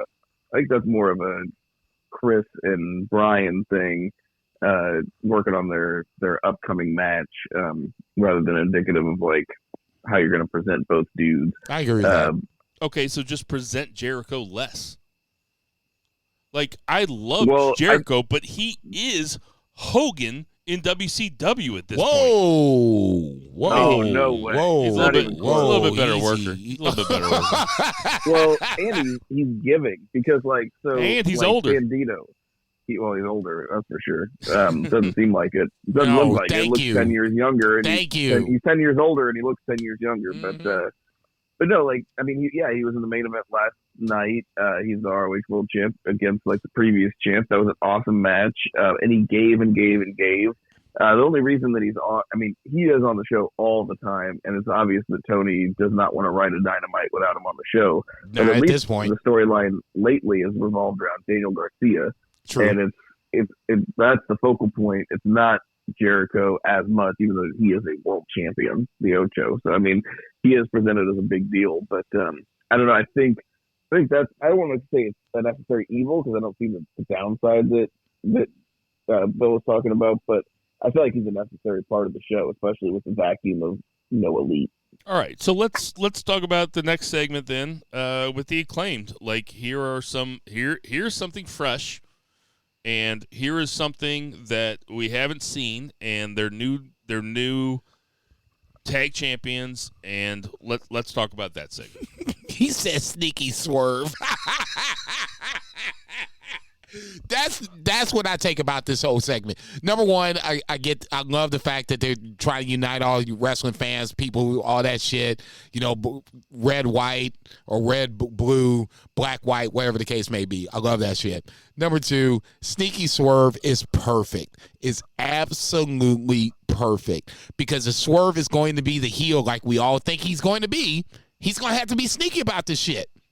Sneaky Swerve was one of the big highlight bullet points to me. Outside of that, it is what it is. The Acclaim are the champs. We said we're just building up to their championship match against Swerve versus Argori, and that's fine. It is what it is. But to me, the two biggest things from it, number one, the fact that, Baxcaster took time out for 30 seconds that got real for us, and number two, Sneaky Swerve, I'm going to take that away to my grave. I think that shit's comedy fucking central. What you think about it, Zach?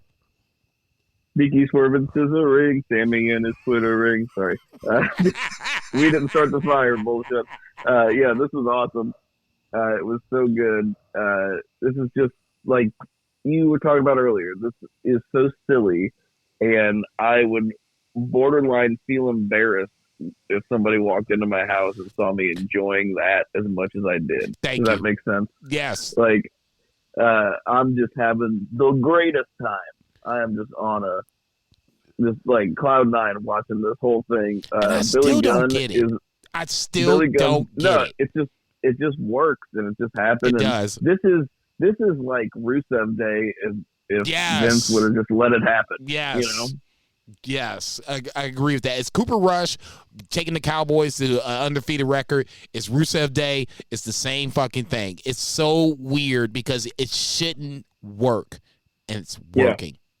If you had told me, I don't know, 3 years ago when this thing started that, hey, in 3 years, you're going to be very happy to watch a segment starring Billy Gunn, and he's going to be more over than he's been since 1998. Fuck your DX reunion. Billy and Chuck were over. Better physically. No. They were. Billy and Chuck were over. The Acclaim are more over than Billy and Chuck were. Okay. Are you kidding me right now? I said okay. I said okay. Anyway, no, don't just placate me, motherfucker. Just agree with me. Think, Mark. You're right, but yeah, they're riding the wave with the Acclaimed, and I love it.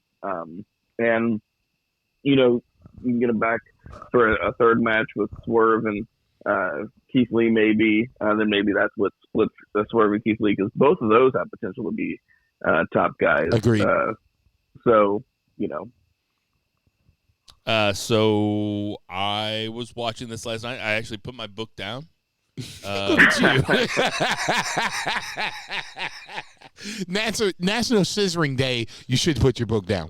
Flights by Olga Tokarczuk. It's a delight. It's basically it's a bunch of fictionalized letters, basically, and thoughts of being on vacation, but a lot of it got hard enough time listening to motherfuckers. Fictionalized letters for 2 hours about anatomists in the 16th and 17th century, talking about people that eventually started dissecting humans. It's a very interesting book. Anyway, I looked up from this to watch the Acclaim, and because I knew that I should. Because I knew I'd have to talk about it, and I got on wrestling Twitter, and while I was watching that, I was thinking, man, that crowd is having fun, and man, those performers are having fun in the middle of the ring. I don't get it. Like, in fact, I look at those guys, and I think, especially Anthony Bowens, I'm like, this guy is kind of faking it. I don't know. No.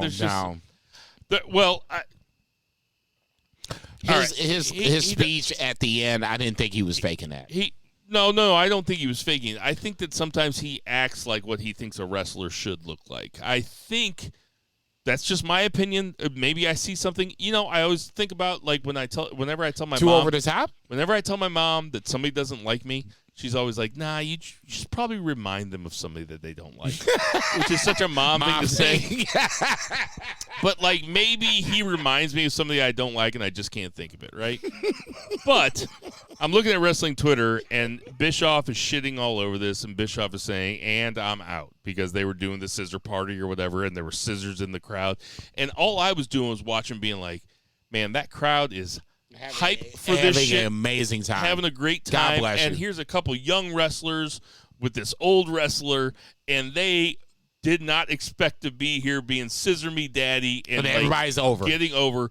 So, and I quote tweeted Eric Bischoff. I said, when he said, I'm out. By the way, he wasn't out. He just kept He just kept tweeting through the entire fucking AEW Dynamite. Of course. It's like, tweet through it, you fucking dork. But, it's like, I don't like. Okay, so Eric Bischoff could never come on the podcast ever again. Find me, Bischoff. Oh, yeah, friend of the show. Christ. Shit, I forgot. Yeah, dumbass.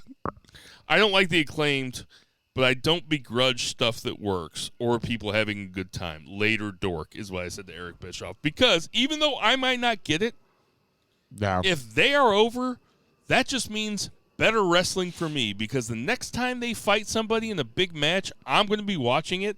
And wrestling is always better with a hype crowd. Yes. So, even though I don't get it, I don't begrudge it, because there are people that don't like what I like. That is the thing about wrestling. There's something for everybody, and everybody can have a good time.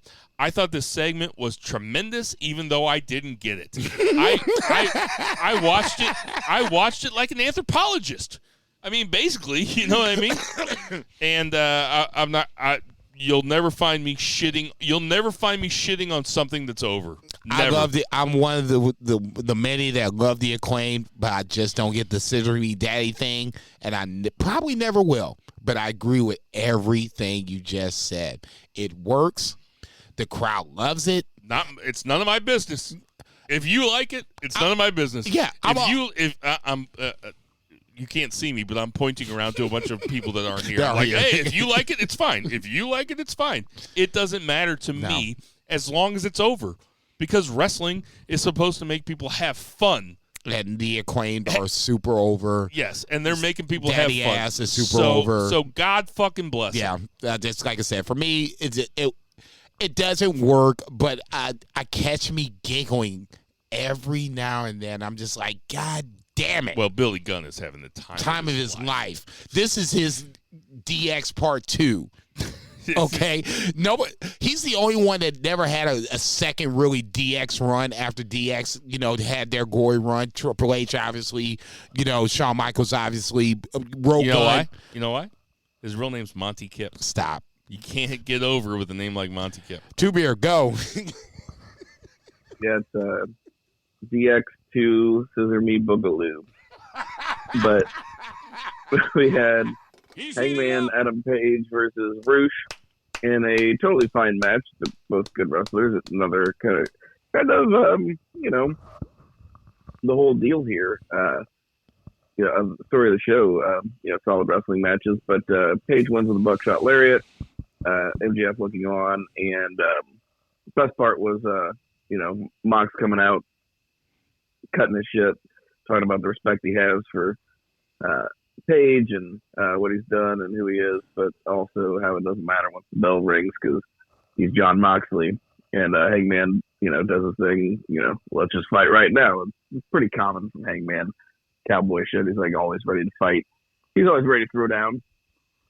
And then Mox does a little bit of work shoot, basically saying he's a sweet kid, but like a lot of these sweet kids around here, your mouth's going to get you into trouble. Mm-hmm. And so watch your damn mouth. And then music hits and he rolls out of the ring. And yeah, I was about to say, come on, TK. I'm like, oh, come on, TK. Just put the music on.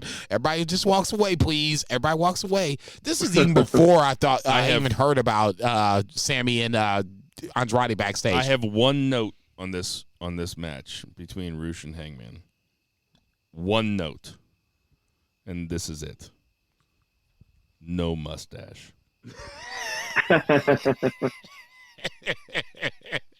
What about a wrestler with no mustache that wears very short jean shorts over tights? That's fine as long as he doesn't have a beard. Oh, Jesus Christ. God damn. Although Write this shit. right, Darby Allin might have a beard though. Yeah, I I was don't about know, to say, write this shit I don't know down. what her name is. You didn't. You said I don't know what her name is. That's some fucked up shit. Just kidding. We are LGBTQ friendly. I'm just joking. Oh my god. It's a joke. It's a play on words. Go. That's the drop See. that we need. Go make sure my I'm niece is joking. okay. Jesus Christ. This motherfucker here. Go ahead, All right, Tabir. Finish it up. Luchasaurus squashes Fuego del Sol. They're still going on with this Christian Cage thing. So we're going to have next Wednesday Luchasaurus and Jungle Boy in Toronto. So that should be a hot crowd because it's the first time they're in Toronto. And Toronto's a good wrestling city. So this is cool. No, I And agree. then we had- As much as I don't, no, I'm just jumping in for 30 seconds. As much as I don't like the Christian Luchasaurus Jungle Boy feud because Christian's not in it as much as he should be, as he needs to be, Toronto should be hot next Wednesday night, and that should make it a much more of an interesting match than what I think it should be coming into it. Totally. And then we had the tag match. Main event, Daniel Garcia and Bryan Danielson versus Chris Jericho and Sammy Guevara.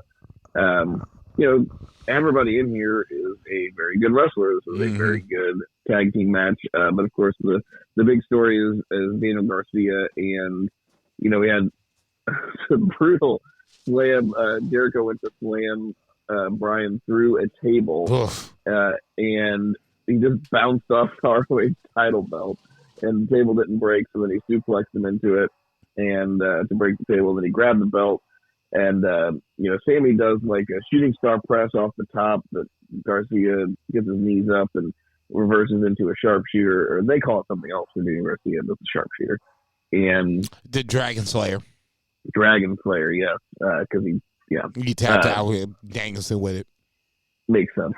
But Jericho nails Garcia with the ROH title belt. So Sammy gets the pin over Garcia. Garcia is visibly upset afterwards. And, there's a lot of celebrating from Jericho Appreciation Society and Sammy in particular. On the shoulders of everybody. Yeah. And Jericho is looking like not distraught, but a little regretful maybe about what he did.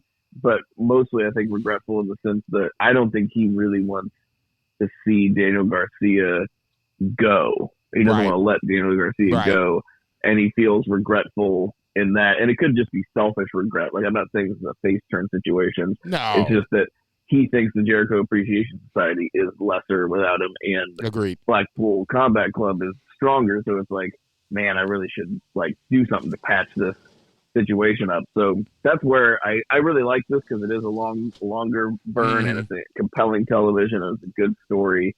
So this was a highlight. No, I agree with you totally. I thought the match was good. The fact that you really didn't see Jericho celebrate because he did what he had to do, and that's when, even when, and that's a heel move. You do what you had to do, but even post match, when they had the camera shot where you had Garcia holding his head, rubbing his head or whatever, and then you could see Jericho not necessarily celebrating just yet with Sammy and JAS, but then he eventually went over there. You could see. I don't necessarily agree with the MJF, teasing of the heel turn. I don't think that's going to happen. I just think that's just MJF going to be, we're teasing it for the moment. And I'm not saying this is a face turn either, but this tease makes more sense just because of the storyline that's presented to us. I didn't know there was a Wheeler Yuta MJF storyline until last night. This has been presented to us, so I'm just taking it for what it's worth. Jericho did not necessarily look too pleased post-match. He did what he had to do to win, but he wants Daniel Garcia to come with. I want you to see your error of the ways. I had to teach you this lesson, but in Jericho's mind, I want you to come back over after the fact. You know, you took the L, but you had to take the L so you can come back over. Ultimately, I think Daniel Garcia goes back over to Jericho Appreciation Society. I'm probably wrong, but Yeah, you've been claiming that shit for a long time. now. I said Dom and fucking Ray were going beef, and I said that for a long time too. It just took a couple years. That was a real. It just took a couple years. Oh, Rey Mysterio's wrestling with his kids. I said trios titles. Someday they're gonna trios titles. Oh yeah, that happened. Wow. I'm telling you, man. I'm the Negro Dominus in this motherfucker. Yeah, that's really. Yeah, you're really putting yourself out on a limb there, being like Rey Mysterio and his kid are gonna fucking wrestle. This was fine. Like I said, I think that Bryan Danielson is being. I mean, maybe this is just. Maybe I'm overstating it. I just think that he's being misused. I think that he should be higher on the card. I don't like him getting dominated by Jericho. The Daniel Garcia thing is definitely intriguing. I am not shitting on that storyline. I just don't know why Jericho's getting that much offense on Daniel Bryan.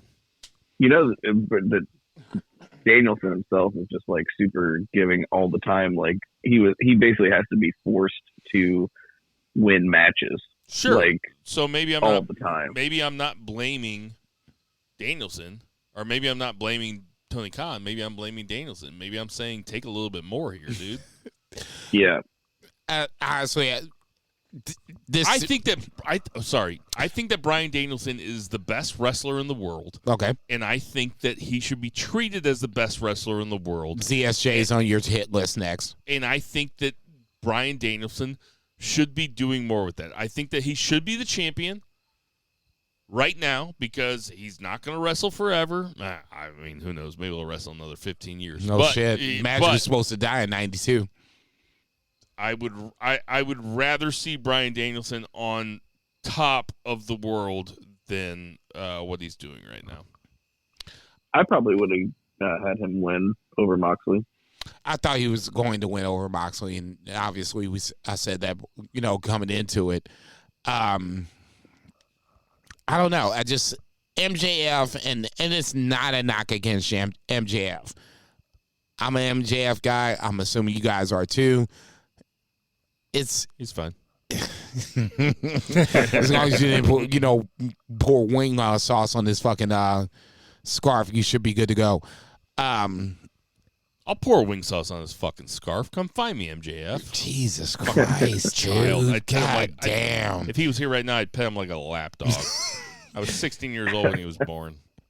I guess my problem with this, and it's not even a problem, is just, what do you do with the pencil going forward? MJF is the specter, whether whomever the champion is, whether it's Adam Page, whether it's Jon Moxley, whether it's Bryan Danielson. Somebody is going to have to lose to MJF. And that's where I think, you're going to have to figure out how it's going to do, how it works, whatever the case may be. Just inhale, you're good to go. Speaking of how does it work, how does this just thing work? Inhale, motherfucker. I'm talking to you, and I'm doing the same thing too. On which side? The other side. That side, right there. Just inhale. Just inhale. How hard is it going to hit? 6 of 10. Holy shit. I remember my first time. Think, Mark! I'll just say this. I just think that in this scenario... Now, hold on a second. Zach, you should see this thing, though. It's a little jacked up. I'm not a huge fan of it. It's not even the size of a pinky. It's like you've never seen... it's about the size of your ring finger. Yeah, but you've never seen anything like it. I don't appreciate what Zach just said about... Anyway. I thought we were going to sneak that with Joker in. MJF is the specter of this whole thing, and that has to be figured out first. It's AEW is so confounding to me as the more and more I start to talk about it, is that it should be so easy, and it's not. And that's my frustration with AEW right now. It's super hard, and I mean, TK and a lot of people that, you know, criticize it as well. Like, they want their favorite guy to win or whatever, but like they protect a lot of guys, a lot. Like, how's Phil was Sammy just talking not about getting it with, sent like, home too? That's my question. I mean, apparently he didn't fight. no, You know, like, yeah, look, motherfucker, you called him a jobber. How do you think this shit's going to end up at the end of the day? I don't know what's going on backstage, but I do know that they are stacked to the gills with talent. At a certain point, though, you have to make a commitment to. Thank you. Somebody else is jumping over on my side. I mean, no. I'm not. Listen, stop acting like you're Come on over. Negro Damas. No, Come on like, over. You're Come not, on over. You're not saying anything that's crazy though. Like, you're just saying. No, I said it before everybody else did. You can just come on over now. But the roster is too bloated. What did I say the last pay per view they have? How many wrestlers did they have on that pay per view? Wasn't it like 50 or something, or like 54 or something? Like, it's 14 matches, and a lot of them are multi-man. It's a ridiculous amount of talent that they have, but at a certain point, you have to commit to some guys. Like, I can't believe I'm going to say this. I don't like watching Dynamite and not having Orange Cassidy on, or not having the best friends on. Shit. No, I'm serious. I don't like not having Ray Phoenix on. Like, those are guys that I want to watch. Those are guys that are interesting to me, you know? They should just do seasons. Right. Well, I think Orton brought this up like a long, long time ago, like almost 20 years ago, 15 years ago, where he was like, we should have an off season. Like, we're on 8 months on, and then, like, after WrestleMania, there should be an off season. The thing is that you can't do that because there's so many pay-per-views, and some pay-per-views, especially in WWE, pay more than other pay-per-views. I don't know. I don't know the answer, and that's where I probably sound like an asshole because I'm just saying, oh, it's fucked up, but I don't have a solution.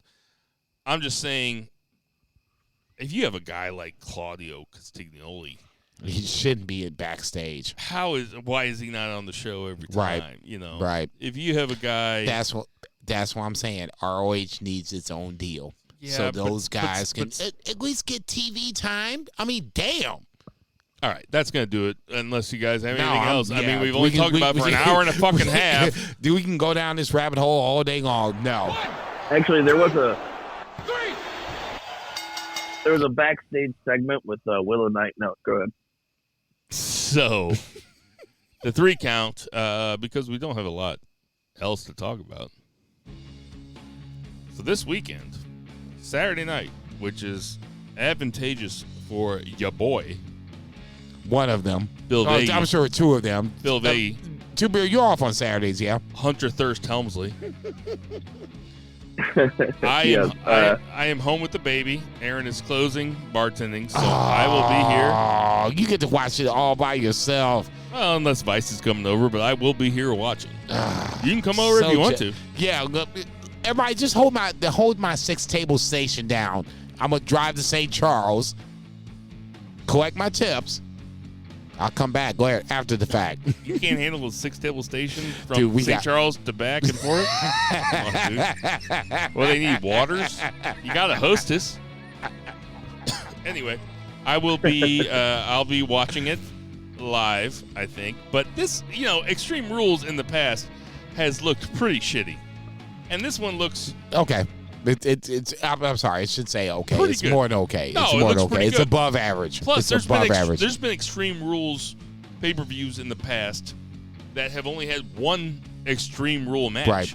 And every single one of these matches has a stipulation. And they're different, and that's all I can ever ask. So it's pretty fun. So let's start off with Bianca Belair versus Bayley in a ladder match. So, I will start with Jason Cornelius Bell. What do you think, Jason? Well, goddamn it, I thought this was going to be last, but it's going to be first. So let's just get it out the way. So that's obviously, what they say in the Bible: the last shall be first, and the first shall be last. That's why I'm probably going to hell after that fact, because I did not know that shit. Obviously, Asuka was taken out. Obviously, Alexa Bliss was taken out. This is where I think if you're going to bring Sasha and Naomi back, this is where you're going to do it, so that way you can even the odds and have ultimately Bianca Belair go over. I'm taking Bianca Belair, even if it's Bianca versus the world. I'm taking Bianca Belair to retain the WWE Women's Championship. Two Beard Zach Pullman, who you got? Maybe taking a little bit of a risk here, but I'm going to go Bayley because I think it's more interesting. I had already written it down. I had Bayley written down. I'm going Bayley because I think that if you have a babyface champion like Bianca Belair, whose whole thing is how crazy of an athlete she is and how fucking dominant she is, then if she's going to lose, she's going to lose in something like a ladder match, because then she does not have to get pinned. I'll just say this, Charlotte in the on-deck circle, it hasn't really been talked about, and just came out on a interview that says she wants to wrestle Bianca Belair at some point. Bianca has defeated all of the other four of the horsewomen, Bayley, Sasha, Why didn't Becky. you say that? What? So she's already beat Bayley? I'm assuming she will beat Bayley. I think she's beat Bayley before. Why didn't you say that before I made my guess, though? Because that would have changed my guess. Look, that's on I you. would have changed my guess. That's on you. That's All not right. on me. Coming up next, we have, Motherfucker. in a strap match, Drew McIntyre versus Karrion Kross. We're going to start with Zach this time. And I've already written mine down. I want to let everybody know I've already written mine down. Much to my chagrin, I think Karrion Kross is going to win this because I think he's a newer act. You're trying to get people to forget about the, Mad Max Beyond Thunderdome Karrion Kross, and you don't have him lose with the highest profile match that he's ever had in his entire career. And he should win it if they're going to try to make something out of him. If they're not, then he'll lose it. But I think that they're going to give him a shot, give him a push, and he's going to win this one. McIntyre can absorb it. Karrion Kross has a valet in what's her face, Scarlett, and shenanigans can happen. I'm going Karrion Kross also. He said Mad Max. I'm taking Kross too. If you're gonna do things that are different than the Vince regime as Triple H, this is one of them things you need to do. Kross needs to go over. I don't care how he goes over. The Fireball the week before was weak. I get where you're going with it, and I understand it, but Fireball was weak, but we're going to make it up with it on Saturday night. Karrion Kross goes over. I mean, what would be the point of Karrion Kross losing? It's just to keep Drew strong. I do always think about that time that Brock Lesnar came back and they lost to Cena in the very first match at Extreme Rules. Actually, did that? Okay, I will take your word for that. Banger of a match, by the way. One of the best Brock Lesnar matches there is. Okay, John Cena, Brock Lesnar, Extreme Rules, like 2012 or something. And Brock lost that match? Yeah, his first match back. Wow. It was the first match after he returned. After UFC. Yes. Okay. No, I'm not saying you're wrong. I don't remember it. And I'm just saying honestly, I just don't remember. No, it was pretty dumb at the time. We were like, why the fuck did me and you stood outside Jack Patrick's and screamed at each other. Like, I can see why that would happening. you bring back Brock Lesnar and not have him go over? Yeah, okay. All right, so we got the Brawling Brutes, which is Ridge Holland, Butch, a.k.a. Pete Dunne, and Sheamus, versus Imperium, which is Gunther, Giovanni Vinci. Look at you. I know. And, oh, shit. Oh, Jesus no. Christ. Oh, I forgot the other damn. one's name. Ludwig Kaiser. Ludwig Kaiser. How did I forget that one? That was my grandfather's name. Ludwig Kaiser Baggy. You know what I'm saying? Just pull that one out of my ass. I'll go first. I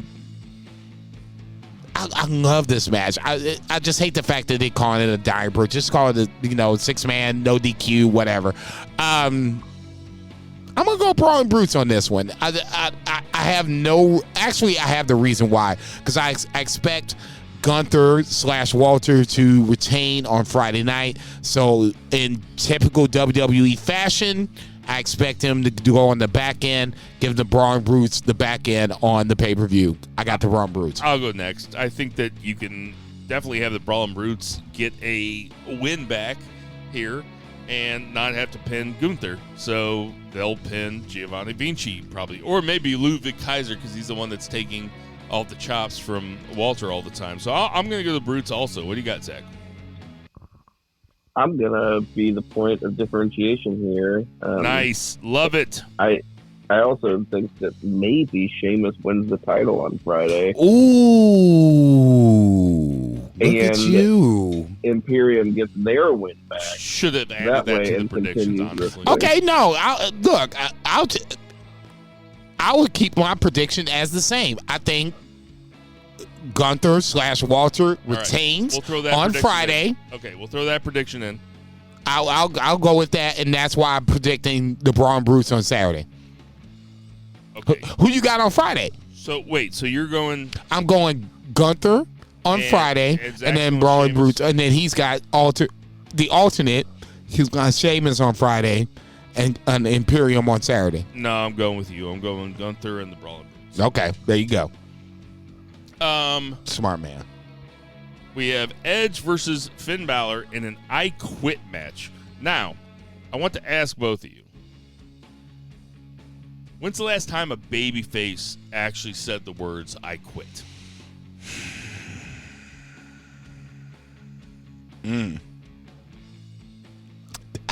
I can't. Now, honestly babyfaces have lost, but it's usually because somebody else comes in and says I quit for them. Because of that reason, I'm going to say that Beth Phoenix says I quit for Edge, and I'm going to take Finn Balor.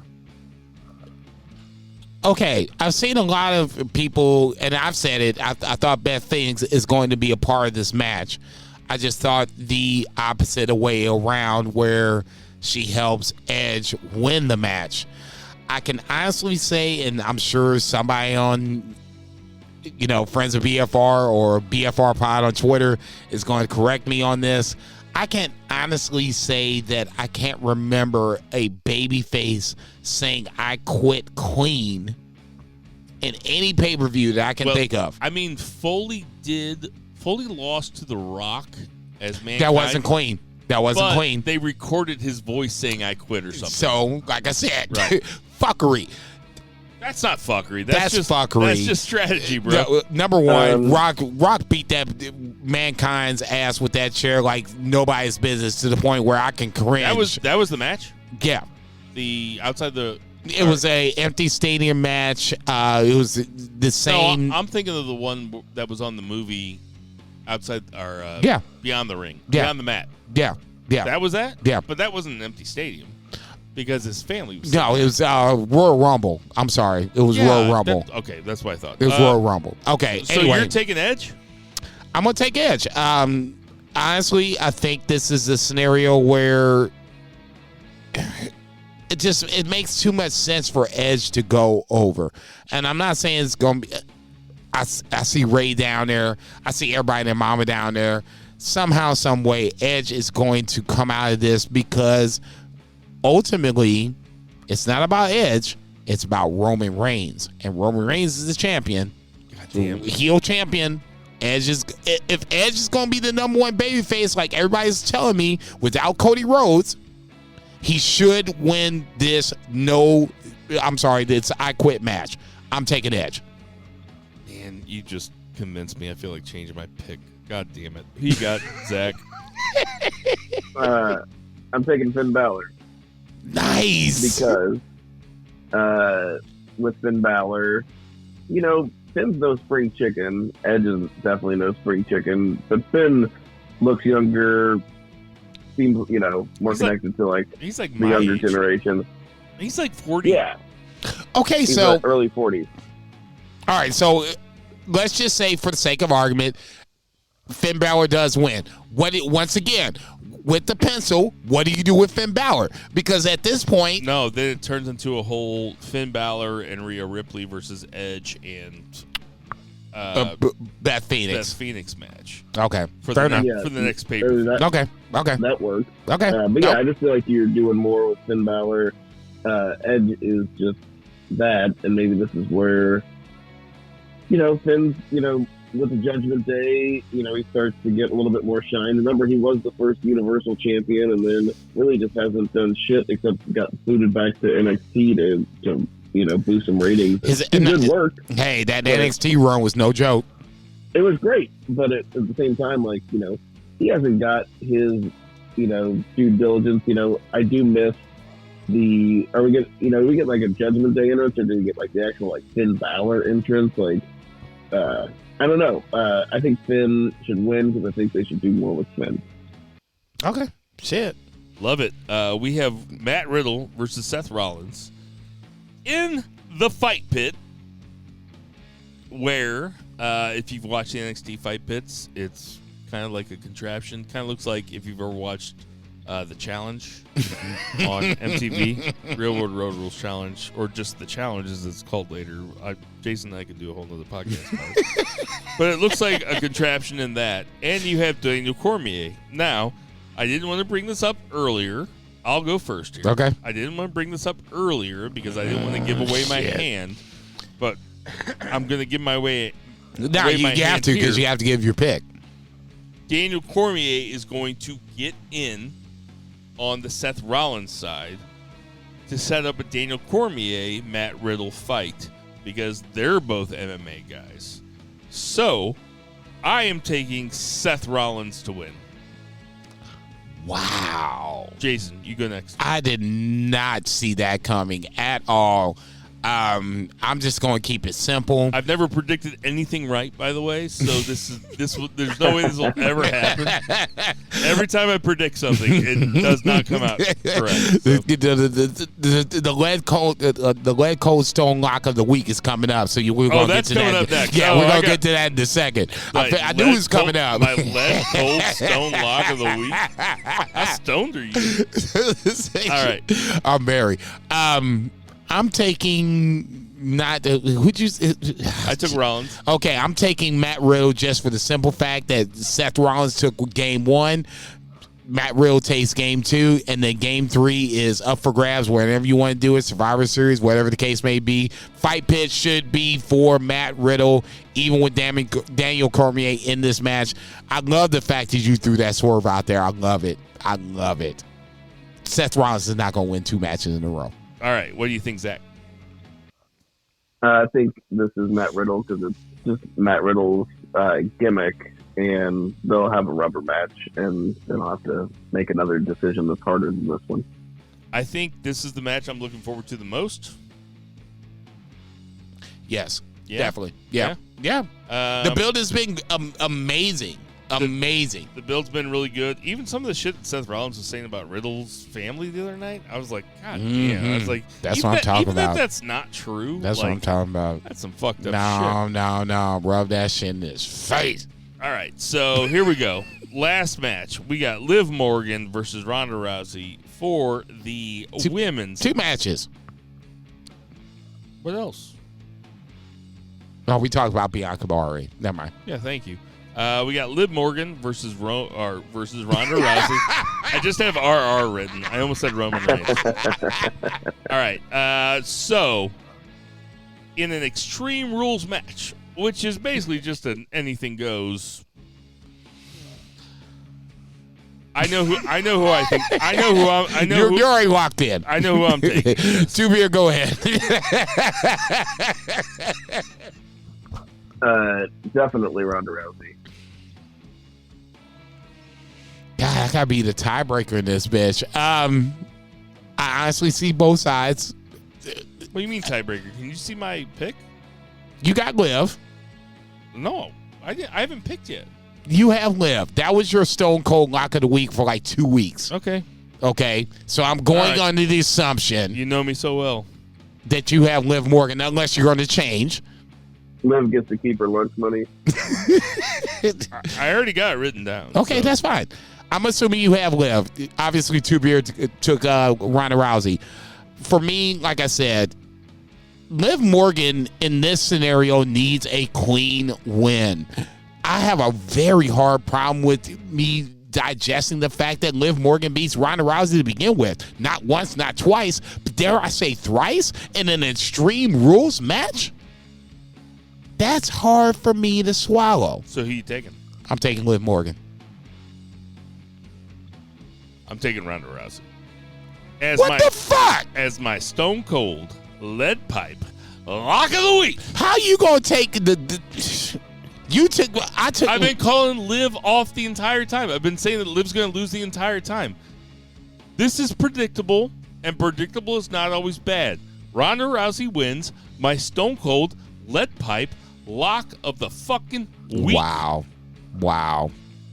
Okay, 2 beer. I can't believe you took Liv. You look like a fucking idiot right now.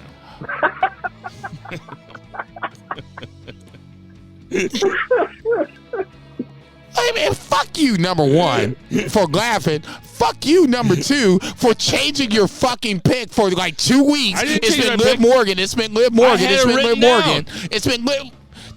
How's it a Stone Cold lock of the? Never mind. That's my Stone Cold. I don't remember lock it like of the week. that. I remember him saying Rousey the whole time. No.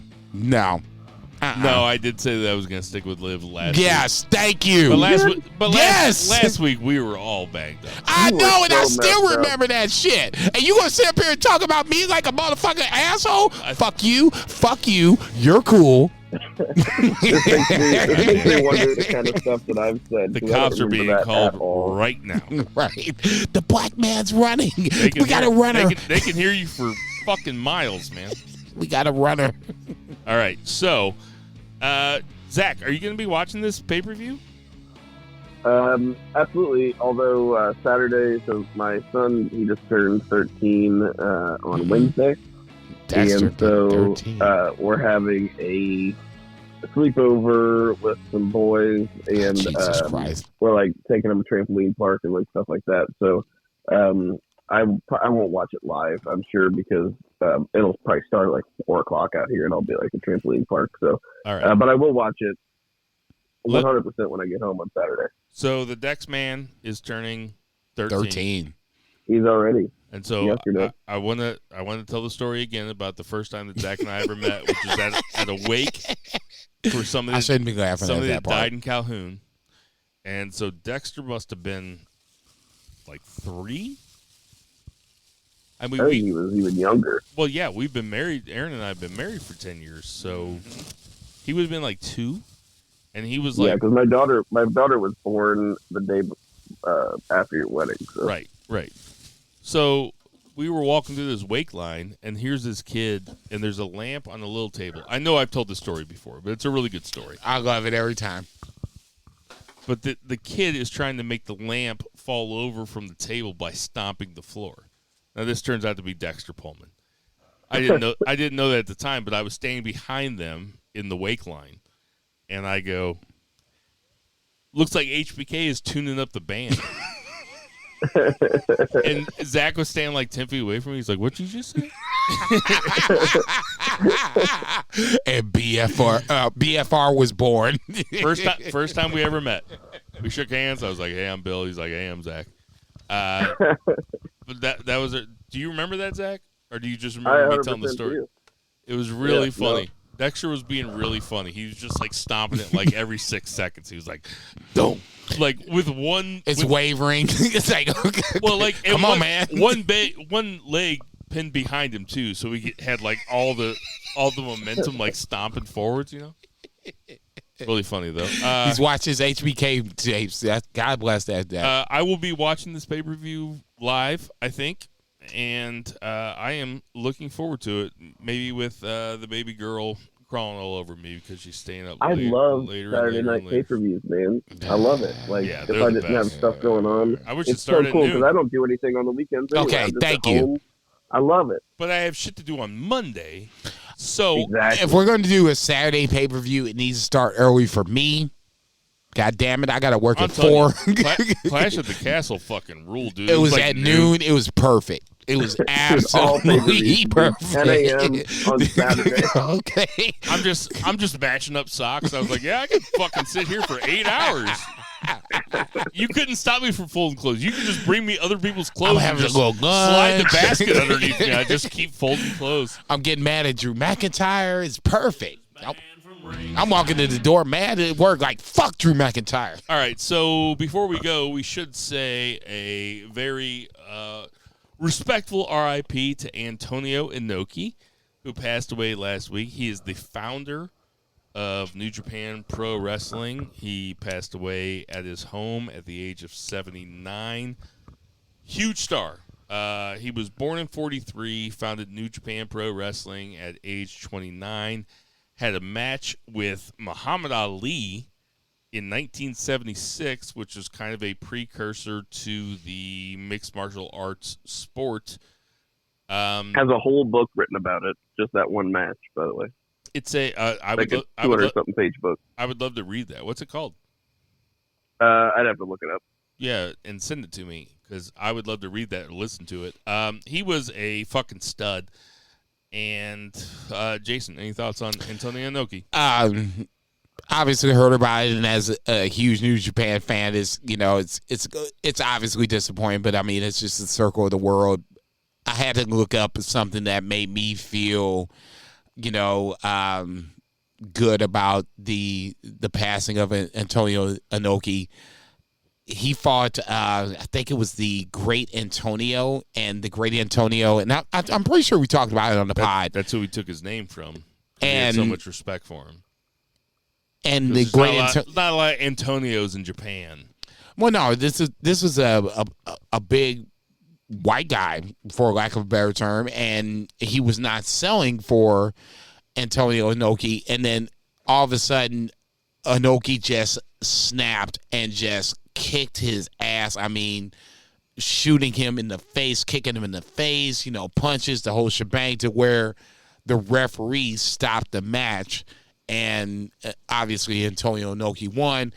For me, that is like the serial point for Antonio Inoki. He took this craft so seriously, and if you're not going to take, if you're not going to sell my offensive moves or whatever the case may be, you can see it on Facebook, or not on Facebook, but on YouTube or whatever. Antonio Inoki versus the Great Antonio.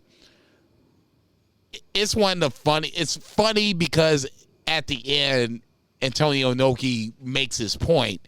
But to me, I guess that's what the great part of Antonio Inoki is. He took this craft so seriously.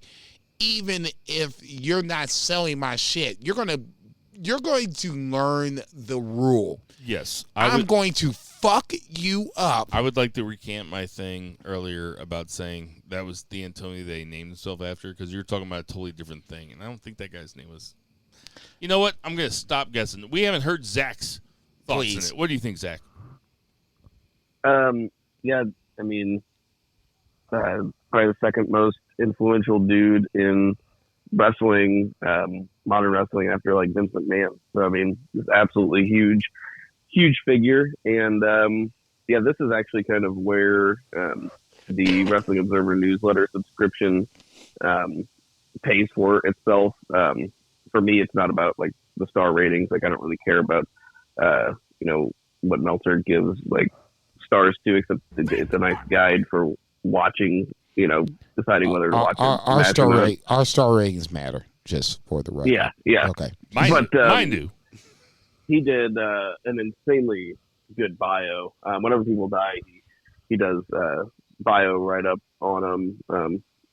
I mean, he's just a fantastic historian. He's actually a really good writer. It's a shame that people, he tweets a lot and he gets himself into trouble and says some stuff, but his newsletter is fantastic. Wait a minute. It's Did a great Dave value. Meltzer die? I'm just Are you saying. eulogizing Dave Meltzer when Antonio Inoki just died? Let the man finish. I'm just getting to the point that it's worth like a sub if you just want to read it. Otherwise, there's more books written about Inoki than any other wrestler in history. So read one of those. But like if you're unfamiliar with the dude, which I mean he's before our time, so it's not like any of us are hyper familiar with him. But he was just such an important figure, and it was just really cool reading that bio. Is all I'm getting at. Thanks for New Japan. I'll go that far. I bet if you flew to Zach's house right now and you just like grabbed underneath his chin and pulled back, the mask would come off and be Dave Meltzer and be like, subscribe. I would have had more subscription if you weren't for you little meddling children. It'd be like the end of a Scooby-Doo. Yeah, he was also inducted into the WWE politician, the whole shebang. The dude was a senator. Yeah, he's the biggest Japanese wrestling star in history, and nobody will ever be bigger than Tanahashi, bigger than Naito, bigger than Okada. It's bigger than Hulk Hogan. Was in America. Thank you. While I looked when I looked him up when he passed away on Friday, so I looked him up on Saturday, I think, and I was like, man, his real name can't be Antonio, and it's not. You know his name is on Wikipedia? Oh, Jesus. Muhammad Hussein Inoki. And I was like, wait a minute. What the fuck is going on? And then I had to look it up further. He became Islam in 1990 and changed his name to Muhammad Hussein Inoki. Did not know that. And you know what his first name was when he was born? Oh, Jesus. Barack Obama. Stop. Bill.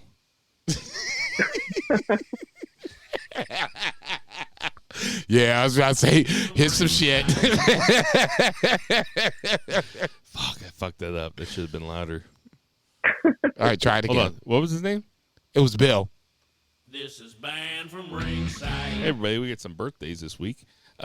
Speaking of legends, Bruno Sammartino would have been 87. R.I.P. You're back on that? No. Okay. Shit. All right. No. Never mind. Never mind. Shout out to the dog. I love you, but I'm not going to do Death versus Canadian. I'm not going to do it.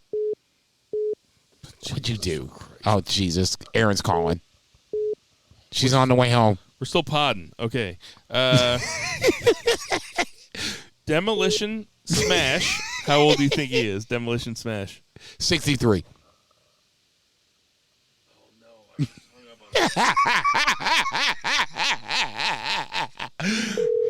Mama gonna be mad. What the fuck are you doing? Did you say 63 for Demolition Smash? Yes. Am I right? Yeah, you're right. Demolition Smash is 63. Zach, you here? Yep. All right, Oh, cool. Jesus. Manu. 52. No, he's only 38. Rhino. Still alive. Yeah, still alive. Yeah. Of course. How 55. old do you think he is? 55. He is 53. Damn it. Aiden English. Where's Aiden English, man? He is commentating in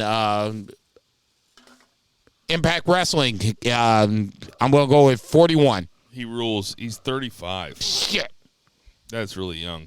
Paul Burchill is 43. The Miz, Alive. 42. Eddie Guerrero would have been 55. R.I.P. That's tough. Stevie Richards of Right to Censor fame. Yo, boy. Is 51. He is 4 years younger than Eddie Guerrero. That means that he was a very young man when he was doing that Right to Censor shit. Dusty Rhodes, R.I.P. would have been 77. Rikishi is only 56. That is Crazy. That is mind-blowing. Taz is 55. Tony Chimel is 55. Ricochet is 34. Rhea Ripley is 26. Karen Jarrett is 50. Ooh la la. She was only that much older than me. God, that Jarrett angle in Impact in TNA that wrestling. And Edge, Matt Hardy, and Lita, two of the best angles. You can put top 10. That's on my top Riddick 10. Moss is 33 years old.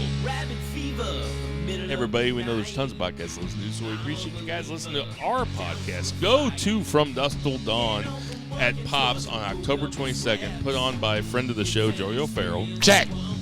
For Murray the Merman Murray. For Check. Joey O'Farrell. Check. For Patriot Pat. Check. For Vice. Check. For Leo, Stephen Leslie's dog, who's here this week. He's been such a Good boy for Reba. Check. For Check. Super Zach Pullman. Check. For Jason Cornelius. Konnichiwa, Black bitches. Lives Matter. Check. Support your local restaurants. Support Double your check. local wheat dealers. Triple Apologies check. to Eddie Kingston. Nah, ain't no check boo for the that. heels. Boo!